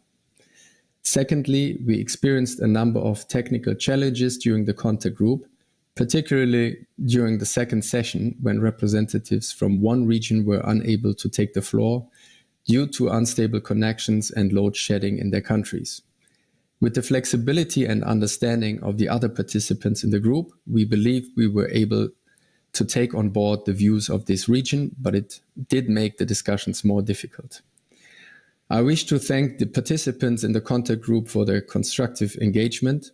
Article 10 of the Nagoya Protocol is a difficult issue, and while the positions are polarized, the discussions and interventions were made in good letter and spirit. The spirit was exploratory in nature, with parties seeking to understand what the positions and interests of other parties are and why they need those positions and interests. It allowed for fluidity as all parties present could reflect their positions and interests. I would also very much like to thank my co-chair, Dr. Kerketa of India, for his support in the work of this contact group. Unfortunately, Dr. Kerketa himself experienced connection problems and difficulties and was also called on an urgent meeting with his minister during the second meeting of the contact group. Thank you very much. Thank you very much, Madam Chair. Yes, thank you so much, Mr. Thomas Graeber, for your report, and thank you and Dr. Kerketa and the entire contact group for your all hard work. As noted, the results of the contact group are reflected in CRP 12. Unfortunately, we do not have time to review the CRP at this session. We will do so at the resumed session of SBI-3. And we will now turn to the agenda item 14, where the Secretariat will do a report. But before doing that, I will give the floor to Canada. I just ask them if they have any comment on the CRP 11 that just was decided. We just note that this is an issue under the Nagoya Protocol. But Canada, you had the floor.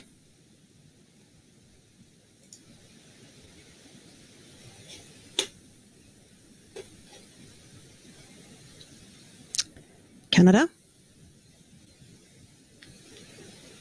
you had the floor. Madam Chair, I'm sorry, we didn't ask for the floor. Thank you. Thank you very much. South Africa, have you asked for the floor?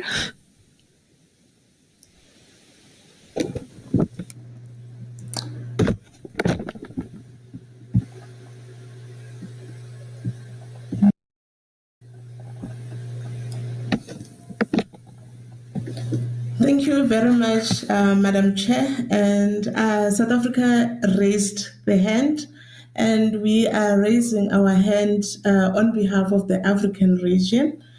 And we would like to comment based on the report that was shared by the co-chair of the contact group on this article, on this item. One thing that we'd like to record to this meeting now is that as a region, we were effectively able to participate during day one of the contact group. And on the second day of the contact group, where we had some issues that we were discussing as reported by the co-chair regarding the platform that should consider a discussion on the multilateral benefit sharing mechanism as reported by the co-chair.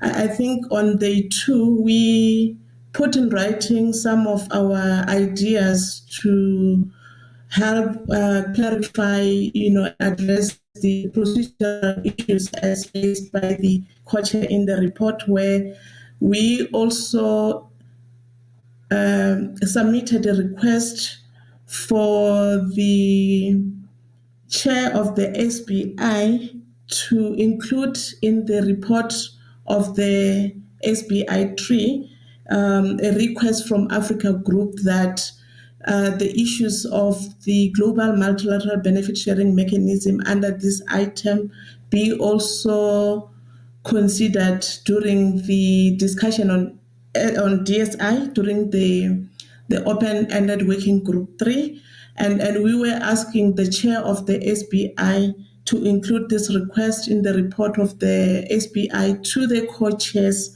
of the open-ended working group to consider opening discussion of this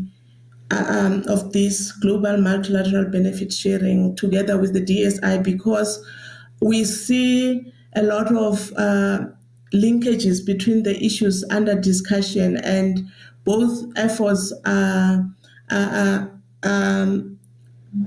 leading towards the ambitious and transformative post-2020 global biodiversity framework, and we really need to see a coordinated approach to this item. Thank you. Yes, thank you, South Africa. I think we can include the South African position in the report of this meeting, together with their statement. And I think, as I said already, that the co-chairs are also participating, of course, in this meeting and listen very carefully to everything that has been said. So I'm sure they have also listened to this. Thank you so much. Let's now move on to the agenda item 14. I invite delegates to turn to agenda item 14 on administrative and budgetary matters. Distinguished delegate, at the informal session of SBI, the Secretariat provided a report on the subject of administrative and budgetary matters. I will now give the floor to the Secretariat to provide a further update on this agenda item.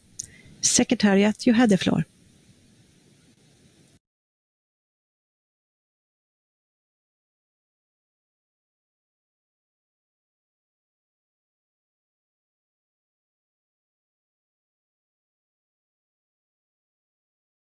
Thank you, Chair. Good morning and good afternoon distinguished delegates. The Secretariat has prepared the present document, Trends in the Budget of the Convention and its Protocol, CBD/SBI/3/17/Rev1, to provide an update on the financial and administrative matters of the Secretariat for the period from January 2019 till 31 December 2020. Section 2 addresses the financial and budgetary matters for the biennium 2019 and 2020 and includes the status of the collection of the assessed contributions and the level of spending of the integrated budget as of 31 December 2020. Section 3 deals with general matters. Section 4 considers the consequences of the postponement on the ongoing pandemic, relevant information on administrative and financial matters such as the contribution tables, financial statements, and audit reports can be found on the Secretariat website. The link is indicated in paragraph 19 of the present document. Thank you, Madam Chair. Thank you, Secretariat. And with that report, that concludes agenda item 14. So, distinguished delegates, we now come to the closing session of the first part of the meeting. As noted in the chair's scenario note that constituted the organizational work for this meeting, we have now come to our final session before suspending the third meeting of the subsidiary body on implementation. We will now review the draft report of this first part of the third meeting of the subsidiary body on implementation. We now come to document SBI-3/Part1/L1/Rev1. Please note that there is a Rev 1 that has been published, which is the draft report of the first part of the third meeting of the SBI. The document was distributed, and I hope that all of you have a chance to read it. I now invite the rapporteur, Mr. Eric Emmanuel Okori Ogana, to introduce the document. Mr. Eric Emmanuel Okori, you have the floor. Thank you, Chair.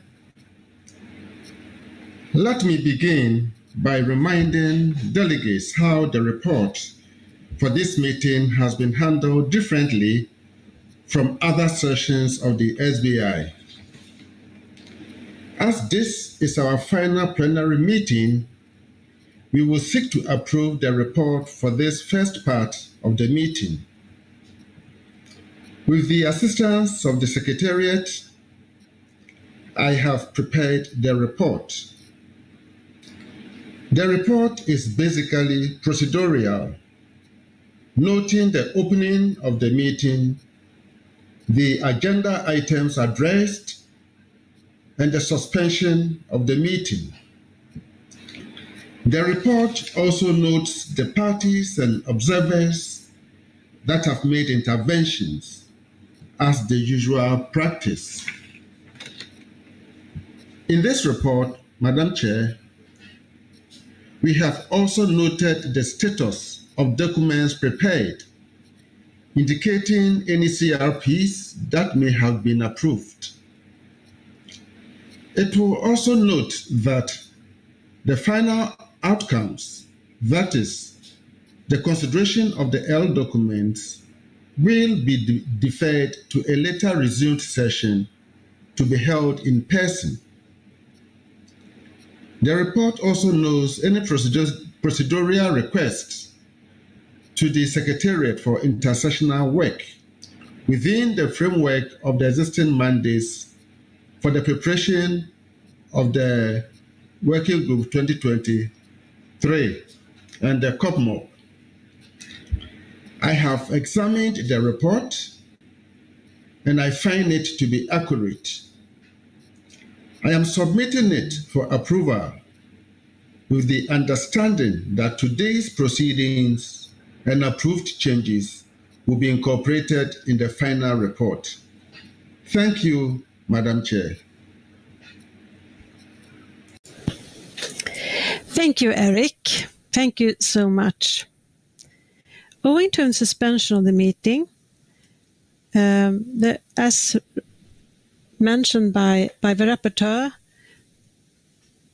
there will be CRPs that will be deferred to resume session SBI-3. And I'm not sure if maybe the Secretariat could read out the CRPs that will be, so we can make sure that we have a right status. Secretariat, you have the floor. Thank you, Chair. So the CRPs that will be deferred to the next session are CRP 5 on item 9, CRP 15 on item 6, CRP 7 we just considered. Then CRP 6 and 13 on item 7, CRP 9 and 14 on item 5, CRP 10 on item 10, CRP 8 and 16 on CRP 11, CRP 11 on item 12, and CRP and that's it. CRP 12 was taken up. Thank you. Thank you, Secretariat.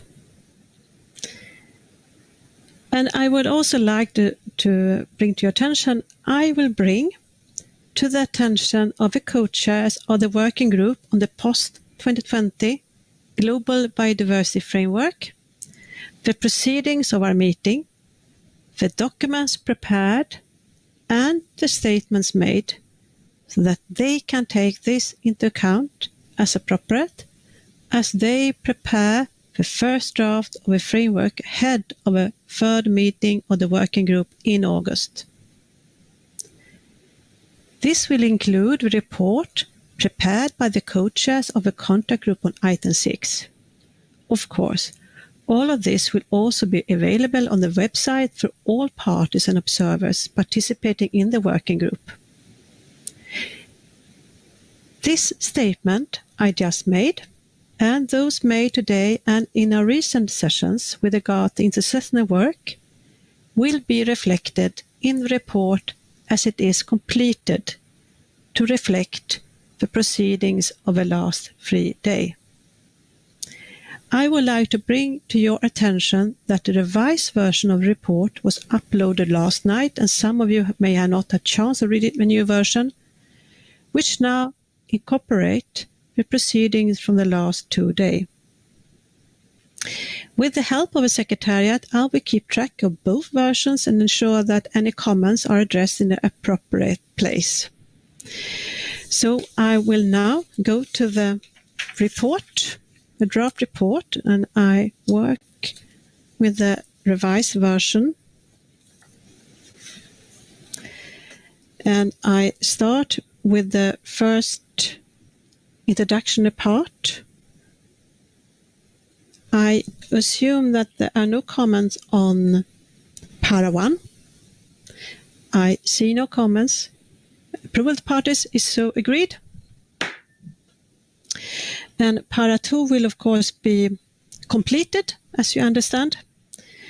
If I take para 2 and 3 and 4 together,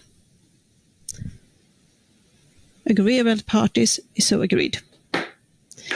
Let's now take it item by item. So if I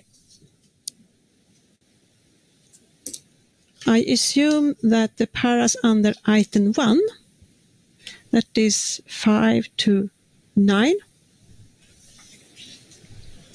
is agreeable to parties. Para 5 to 9 on the item 1? I see no objections, is so agreed. And let's move on to item 2. And I take the whole item 2. And that means that is para 10 until para 16. Is those paras, item 2, is agreeable to parties? I see no objection, is so agreed. Let's then move to item 3.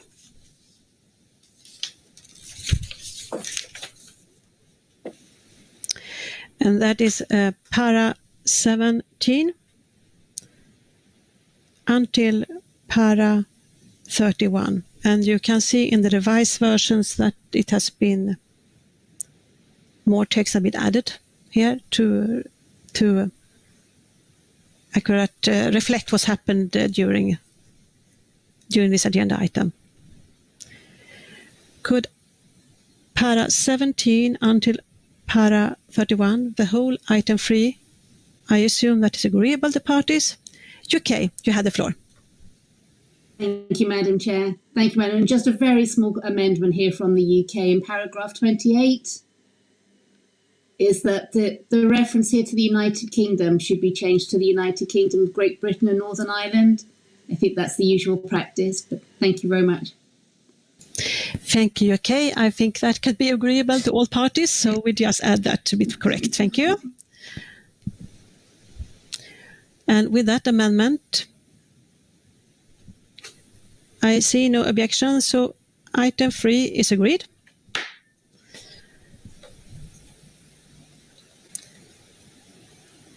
So let's move on to item 4, and it is para 32 until para 41. And here we also have additions in the revised version to reflect what's happened when we discuss this item. Yes, Canada, you have the floor. Thank you, Madam Chair. Sorry to halt the very wonderful progress, quick progress that we're making. It's not my intention. Just on a question regarding paragraph 39. Here you mention a compilation of requests to the Executive Secretary that would be included in the report on part 1 of the meeting. Just to get some clarification from you, we're assuming that this compilation of requests is not specific to item 4, but also includes requests related to some other items. Could you please confirm that?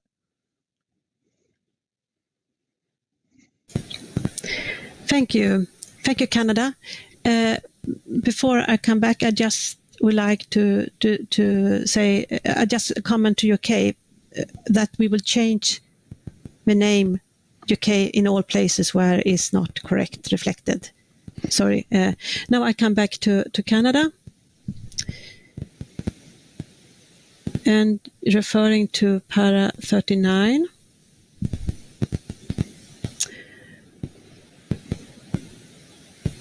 I think it might have been a mistake here, but maybe Secretary, could you clarify?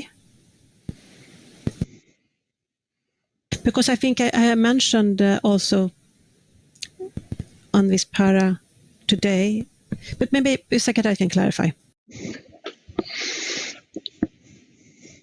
Yes, you have very sharp eyes, Canada. I think we put it by mistake, so we will remove it. Thank you. So 39 should be deleted. Thank you very much. Canada, you would like to come back?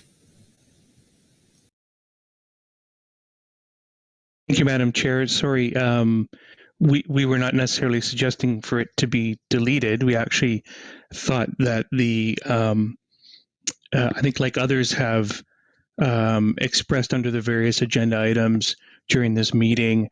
There's quite a bit of intersessional work that will be required that in many ways is understood, but in some ways perhaps needs a mechanism to be mentioned.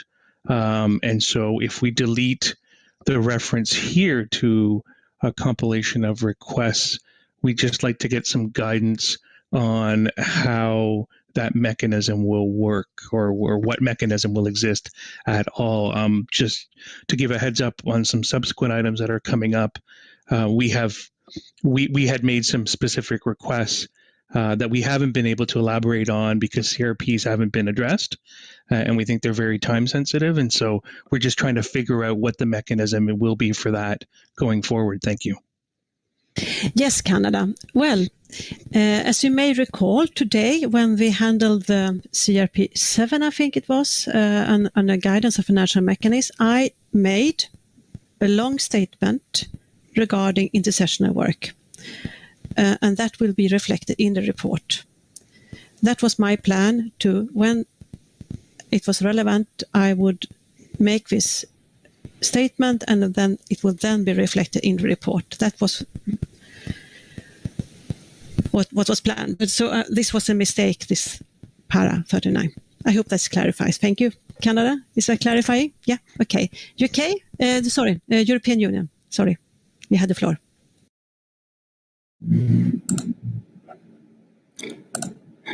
Yes, good afternoon, everybody. Do you hear me? I can hear you well. Yeah. Please go ahead. No, thank you very much. First of all, we would prefer not to delete the entire paragraph 39. Of course, it is not only about this compilation of view. So we would really wish to maintain that paragraph. We would also have a suggestion for dealing with intersessional work more generally, because like Canada and I think many parties, we find it very important that the work continues, and we're sure it will continue, but that the wording is properly, and that also the report properly reflects this. And we know it's very delicate in this particular setting we're in. But we would, for that reason, propose a paragraph, and that could come at the end or another place of the report. Let me read it out as follows. And let me get it on my screen. So the paragraph would read, on 13 June, various parties drew the attention to work to be done by the Executive Secretary following the first part of the SBI meeting, and a non-exhaustive compilation is contained in Annex X. If that's the compilation that's referred to in this paragraph 39. The paragraph would continue. The EU, on behalf of the EU member states, suggested that the Executive Secretary aligns the table in the annex with the outcomes of the first part of the SBI meeting, noting that several issues have not been discussed, and the Executive Secretary, under the supervision of the Bureau, will need to carry out this work to allow adequate negotiations on these issues at the resumed SBI-3 session and COP15. Thank you, European Union. Could you please repeat it and in dictation speed slowly read out your suggested para? Thank you. That is fine, and I will also try to put it in the chat. So I hope that is readable, but I'll read it again as well. So on 13 June, various parties drew the attention to work to be done by the Executive Secretary following the first part of the SBI meeting. And the non-exhaustive compilation is contained in Annex X. So annex to this report. The EU, on behalf of the EU and member states, suggested that Executive Secretary aligns the table in the annex with the outcomes of the first part of the SBI meeting, noting that several issues have not been discussed, and the Executive Secretary, under the supervision of the Bureau, will need to carry out this work to allow adequate negotiations on these issues at the resumed SBI-3 session and COP15. And for those reading the chat, they may note that our proposal is first perhaps to have it as an EU member state statement, but perhaps if it's supported by everybody, it could simply state that parties suggested this way forward. Thank you. Thank you, European Union. I would like just to consult a minute with the Secretariat, if you allow me, so I come back in a few minutes. Thank you.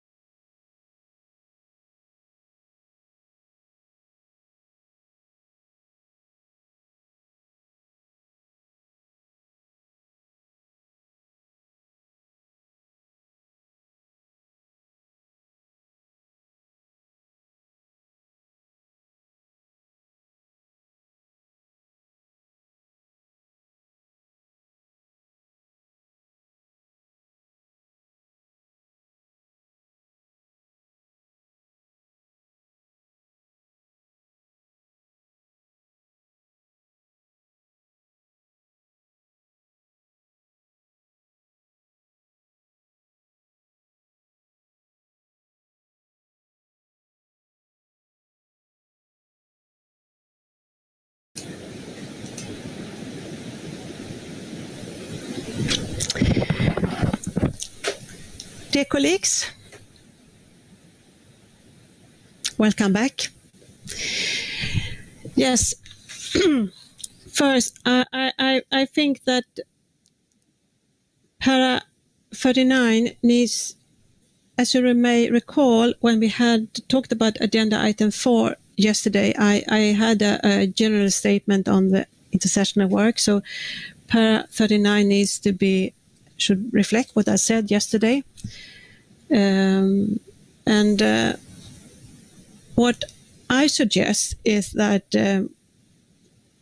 we'll prepare a list of intersessional work that is referenced to reflect what's in the report and the CRPs and LDOC. And this will be an annex to the report. And to make a reference to that annex, I will prepare a para that will be put in the end of this report. So I will come back to that para, how we rephrase it exactly when we come to the end of the report. But when I talk about item 4, para 39 needs to be revised because it should reflect what actually I said yesterday what I mentioned on intersessional work regarding this agenda item. I hope that is an acceptable forward to parties. Yes, Ecuador, yes, please, you have the floor.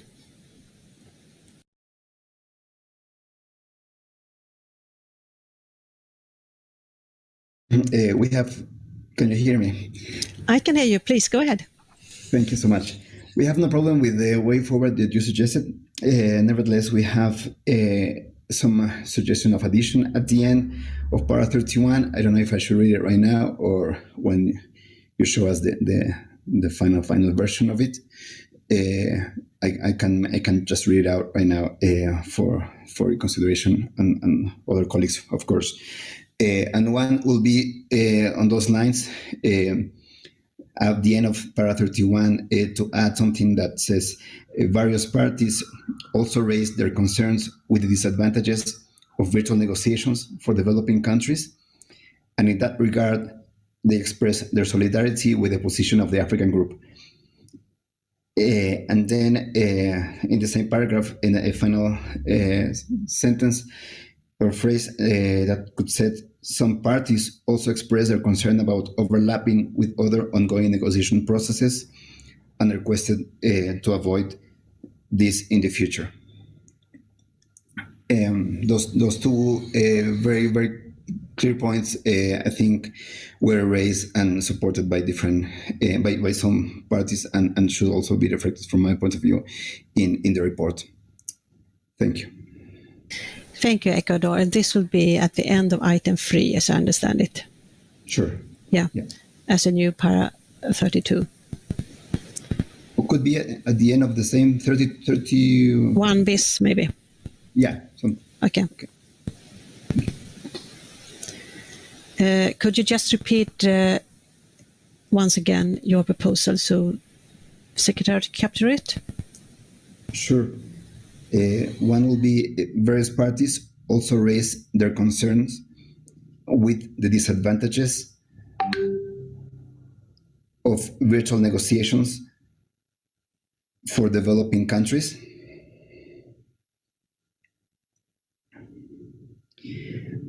And also express their solidarity with the position of the African group.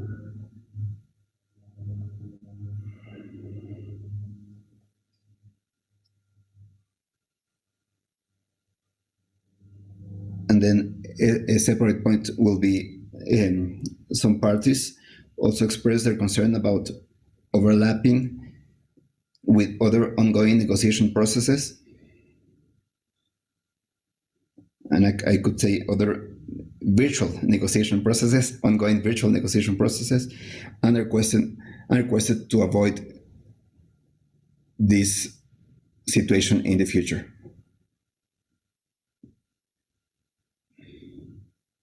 Yes, thank you, Ecuador. Yes, I remember that statement, so I think that can be agreeable to add this as a 31 bis. To come back to item 4, with the I don't have exact wording now for amended 39, but as I said, that needs to be amended to reflect what I said yesterday under this agenda item about intersessional work. And my way forward, as I said before, would be that we have a list in the end reflecting what has been said in different report and the different CRP's L document on intersessional work. With that understanding, I hope the text under item 4 could be agreeable to parties. I see no objection, so agreed. And please, colleagues, we don't have much time left now. I want to go through this report. Secretariat, I hope that we can have maybe some more minutes, if I only have 10 minutes left. Some more minutes, I hope. Yes, we have till 10:15. Thank you. Okay, so 15 more minutes, but we have to close at 10:15 for sure. Yes, yes. Thank you, Secretariat, and I ask for your flexibility beforehand because I really want to go through the report. I now go to item 5, para 42 until para 60. If that could be Norway, followed by Canada. Thank you, Madam Chair. So on para 44, there is some text suggesting that some things are within the global biodiversity framework, while other things are directly related to it or indirectly related to it. We know that parties have different views on this. That's what the discussion so far has showed, and we also, of course, know that the co-chairs have no opinion on this matter. For the sake of sort of transparency and easiness, Norway would propose to delete most of the text in the first sentence. So the sentence would then read, the co-chairs noted that. So the co-chairs noted that, and then we would delete the rest of the text in the first sentence.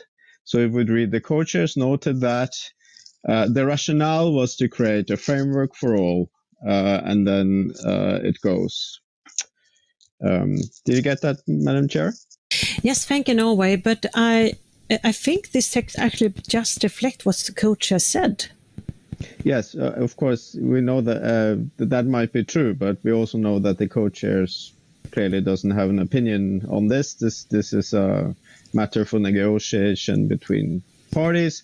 Norway is, for instance, of the view that the planning, reporting, and review items are a part of the global biodiversity framework.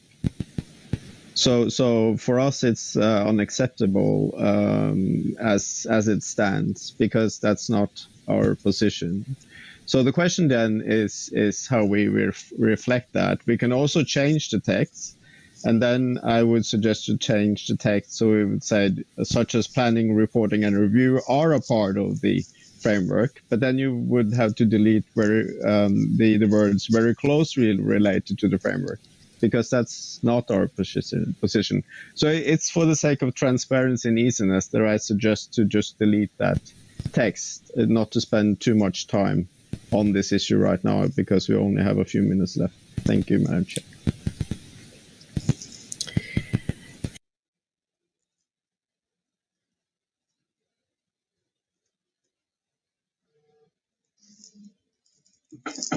From that until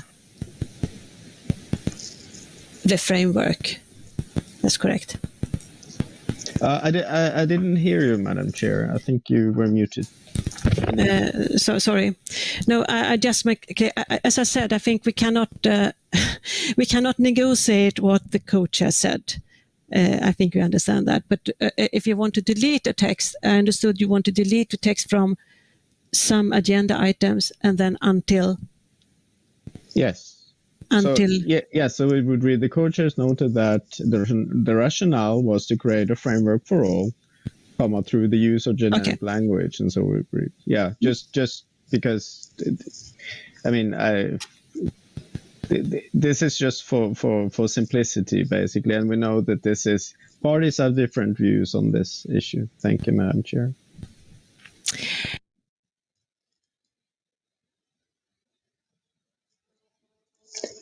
I think you're muted, Madam. Sorry.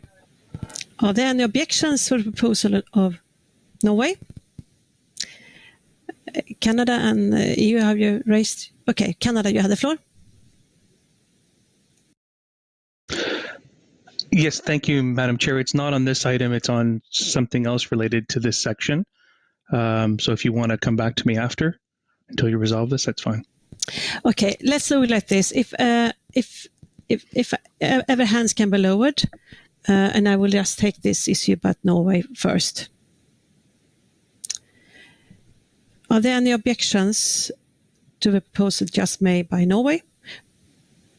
Colombia, followed by Argentina. Colombia, you have the floor. Will you lower your hand? Okay, Argentina, you have the floor. Thank you, Chair. We feel a little bit hesitant with an approach that picks and chooses what of the co-chairs' remarks are to be addressed in this paragraph. So we do not really know how to move forward, but the proposal by Norway is deleting some things that for us are important and for them are important. That is my understanding. But it's leaving some things that we do not agree from our perspective. So I think for us it would be better to leave the paragraph as it is, or to delete all the substantive considerations of the paragraph, just to say that the co-chairs made their intervention and something like that, but not to note anything. If not, we would like to leave the paragraph as it is. Thank you. Thank you, Argentina. Brazil, you have the floor. Thank you, Madam Chair. My intervention goes along the lines of the intervention made by Argentina. We understand that we should not try to change what the content of the co-chair's intervention and not try to cherry pick which aspects would be more relevant for one party or another. So we would suggest keeping the text as it is or deleting all paragraph 44. Thank you. Okay. And we don't have much time. Colombia and then Switzerland. Thank you, Madam Chair. We prefer to keep the paragraph as it is. Thank you, Colombia. Switzerland. Thank you, Madam Chair. I wonder if it would be possible as a compromise to add the co-chairs noted that in their view some agenda items, so that we clearly say this is the view of the co-chairs and it has not been agreed or negotiated by parties. Thank you, Madam Chair. Thank you, Switzerland, for that proposal. Norway, could that be acceptable? Thank you, Madam. Of course, you heard me saying that, of course, the co-chairs have no views on this, but I think it would be acceptable, yes. Thank you, Madam Chair. Thank you very much. Then I think that could solve the problem. But I think that there are other views on the paras under item 5. Canada, you have the floor. Thank you. Thank you, Madam Chair.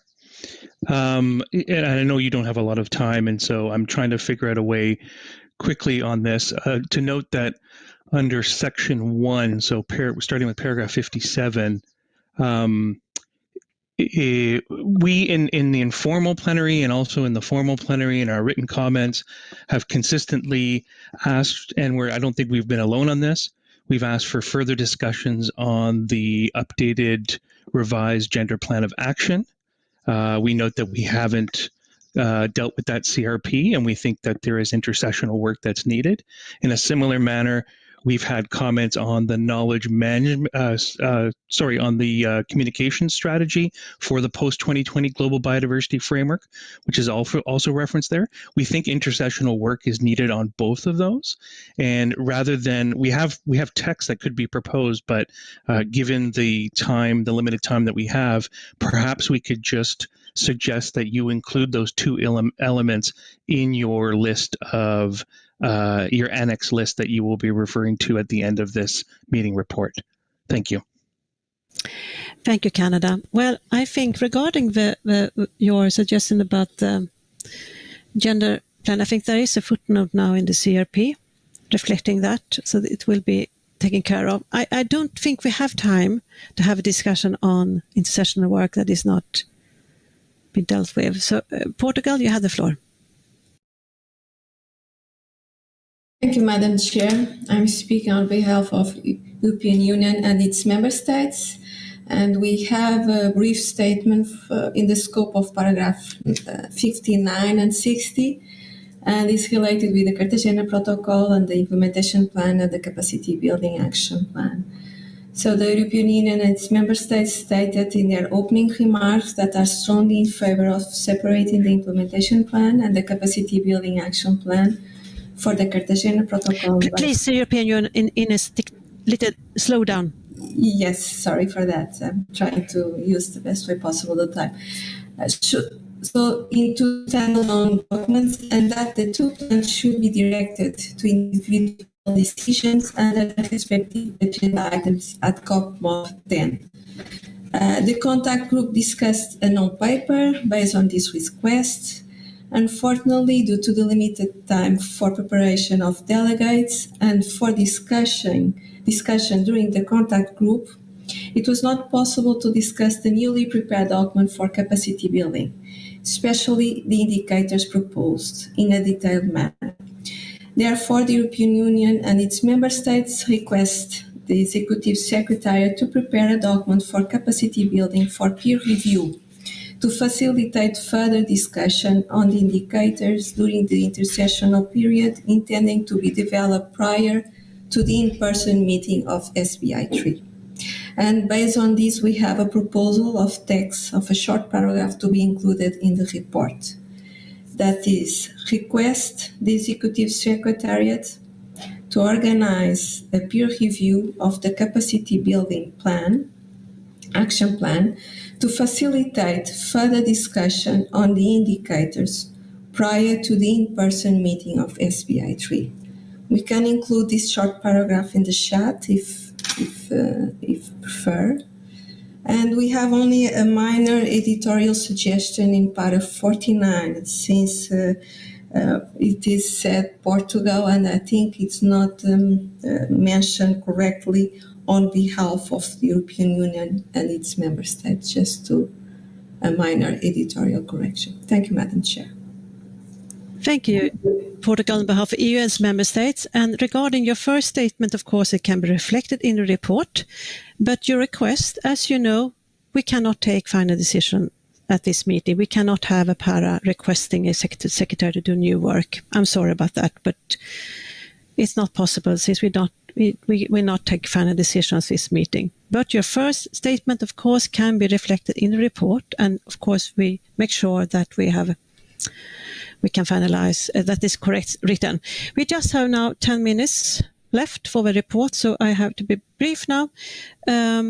Canada, you had the floor again. Sorry to come back to this, but just to reiterate then, we understand that the footnote does talk about updating the gender plan of action. We trust that that work will be done for it to be discussed and aligned with ongoing discussions related to the post-2020 Global Biodiversity Framework, as well as the adoption of the actual plan at COP15. Thank you. Thank you, Canada. Thank you so much. Okay, I then assume that we have taken care of everything on item 5. Yes. So approved. Let's move on to item 6.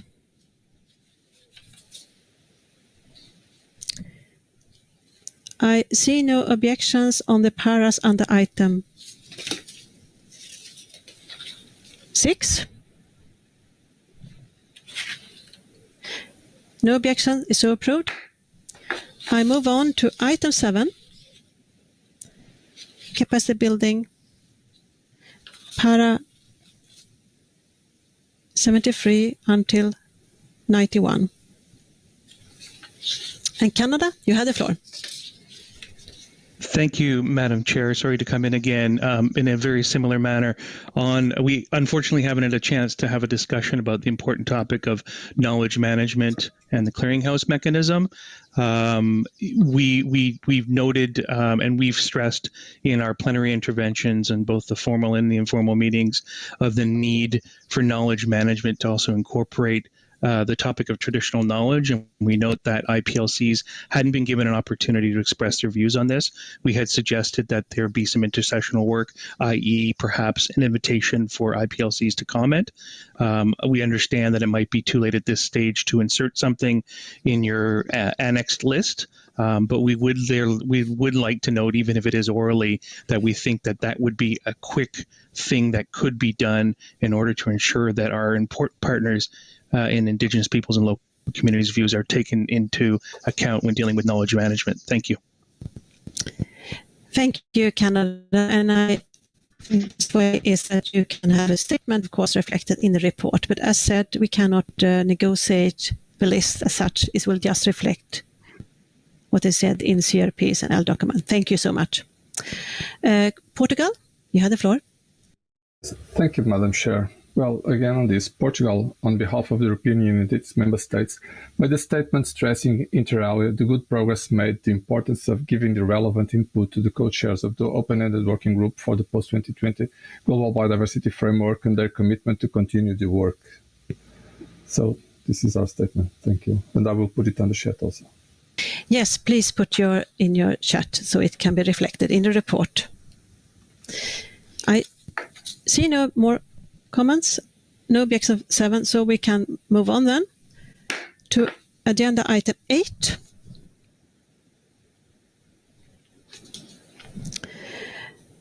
And the paras under agenda item 8. I see no additions on that one, so it's so approved. Item 9.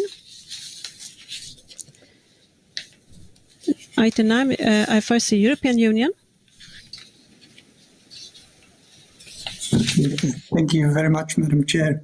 And apologies, because actually it's on the section on item 8, where we would also wish to make a very short statement.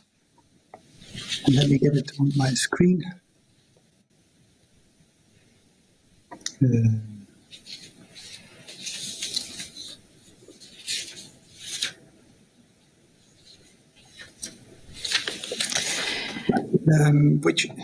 Sorry.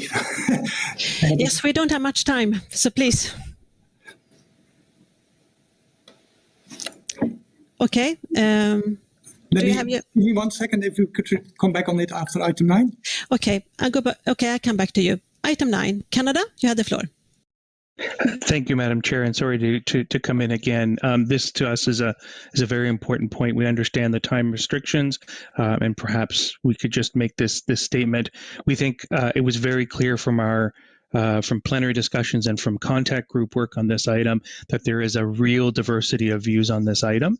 We need to figure out how MBSAPs, how stocktake mechanism, how a global review mechanism, how peer review, how reporting all fits together within the context of an updated post-2020 global biodiversity framework. We think it goes without saying that this will require substantive intercessional work and that it needs to happen in the build-up and including at OEWG3 and subsequent meetings after.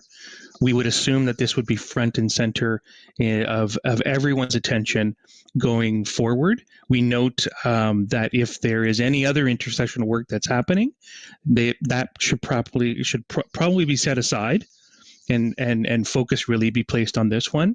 And we hope that there will be substantive efforts done in the coming months to address this issue. Thank you.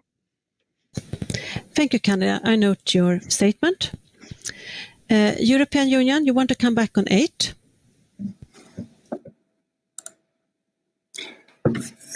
Give me 1 more second, apologies, but we can come back after the next item. Sorry. Okay, European Union. Okay, then with a statement just made by Canada, that could be reflected, of course. I see no more objections on 9. Let's move on to report on item 10 and the paras under that one. I think it has been duly reflected. See no objection, it's approved. And we go then to item 11.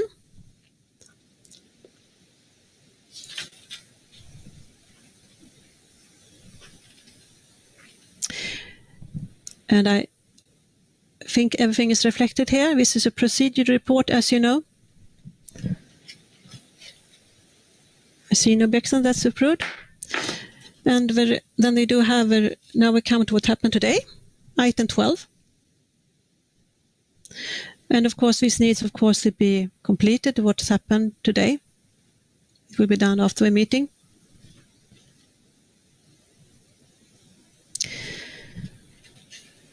I see no request for the floor, is so approved. Item 13.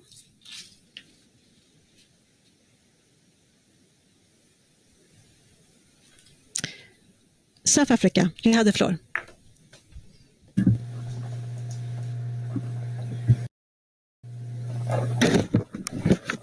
Thank you, Madam Chair. It's just a small correction on para 145. I think the original statement was made by South Africa and not Malawi. Thank you. Yes, thank you, South Africa. Which para was it? 140? Para 145. Yes. Okay. We correct that to South Africa. Thank you so much. European Union, you want to come back on agenda item 8?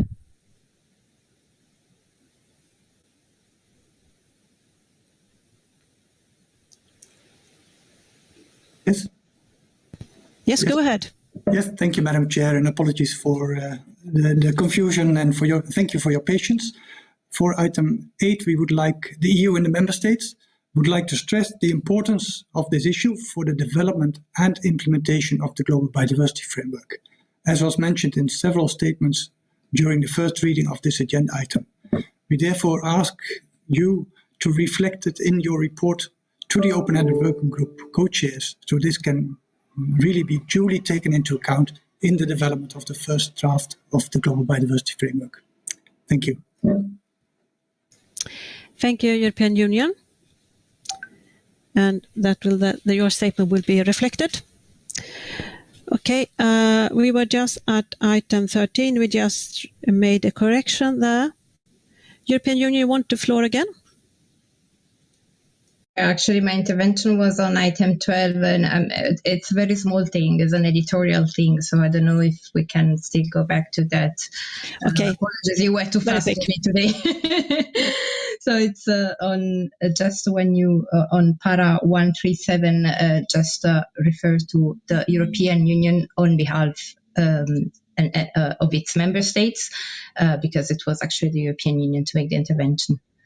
So replace Portugal with the European Union also on behalf of its member states. Thank you for that correction. It will be done. It was no, it's fine. We'll do that correction, of course. We should be a procedural report. I didn't have any more comments on item 13. So it can be approved. And we did have item 14. Not so much to say there. It will just reflect what's happened today. Yes, now we have come to the end of this report, and I will now go back to the Secretariat because now we talk about the list, and I promise to come back to have some suggested para. Yeah. May I read it? Yes, please. Can you read it out? Okay, so we will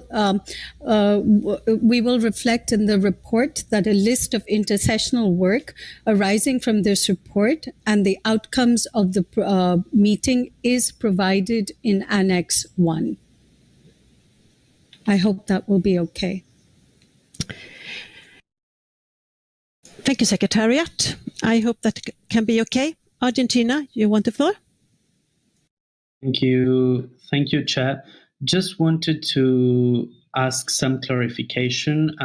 We noted that during the revision of the different sections, some delegations requested that their particular vision on some of these agenda items or how to conduct these agenda items, for example, I think the EU on agenda item 8 or Canada on agenda item 9 noted something. We just wanted to make sure that those clarifications are reflected as comments by those delegations. I think there was no time to discuss this among all parties, and that other parties maybe do not share that view or did not have time to comment. Thank you. Yes, Argentina, you are correct. That is the case. It will be a statement from those delegations, and we can also make sure that it's in the proceedings and there's no time to discuss the statements. Thank you. Yes, and I hope that the para and will be acceptable to parties, and then it will be a list as explained. With that, I think that I can approve the report. I see no objection. Is so approved. Thank you so much. Colleagues, we don't have much time left. Let me just make sure I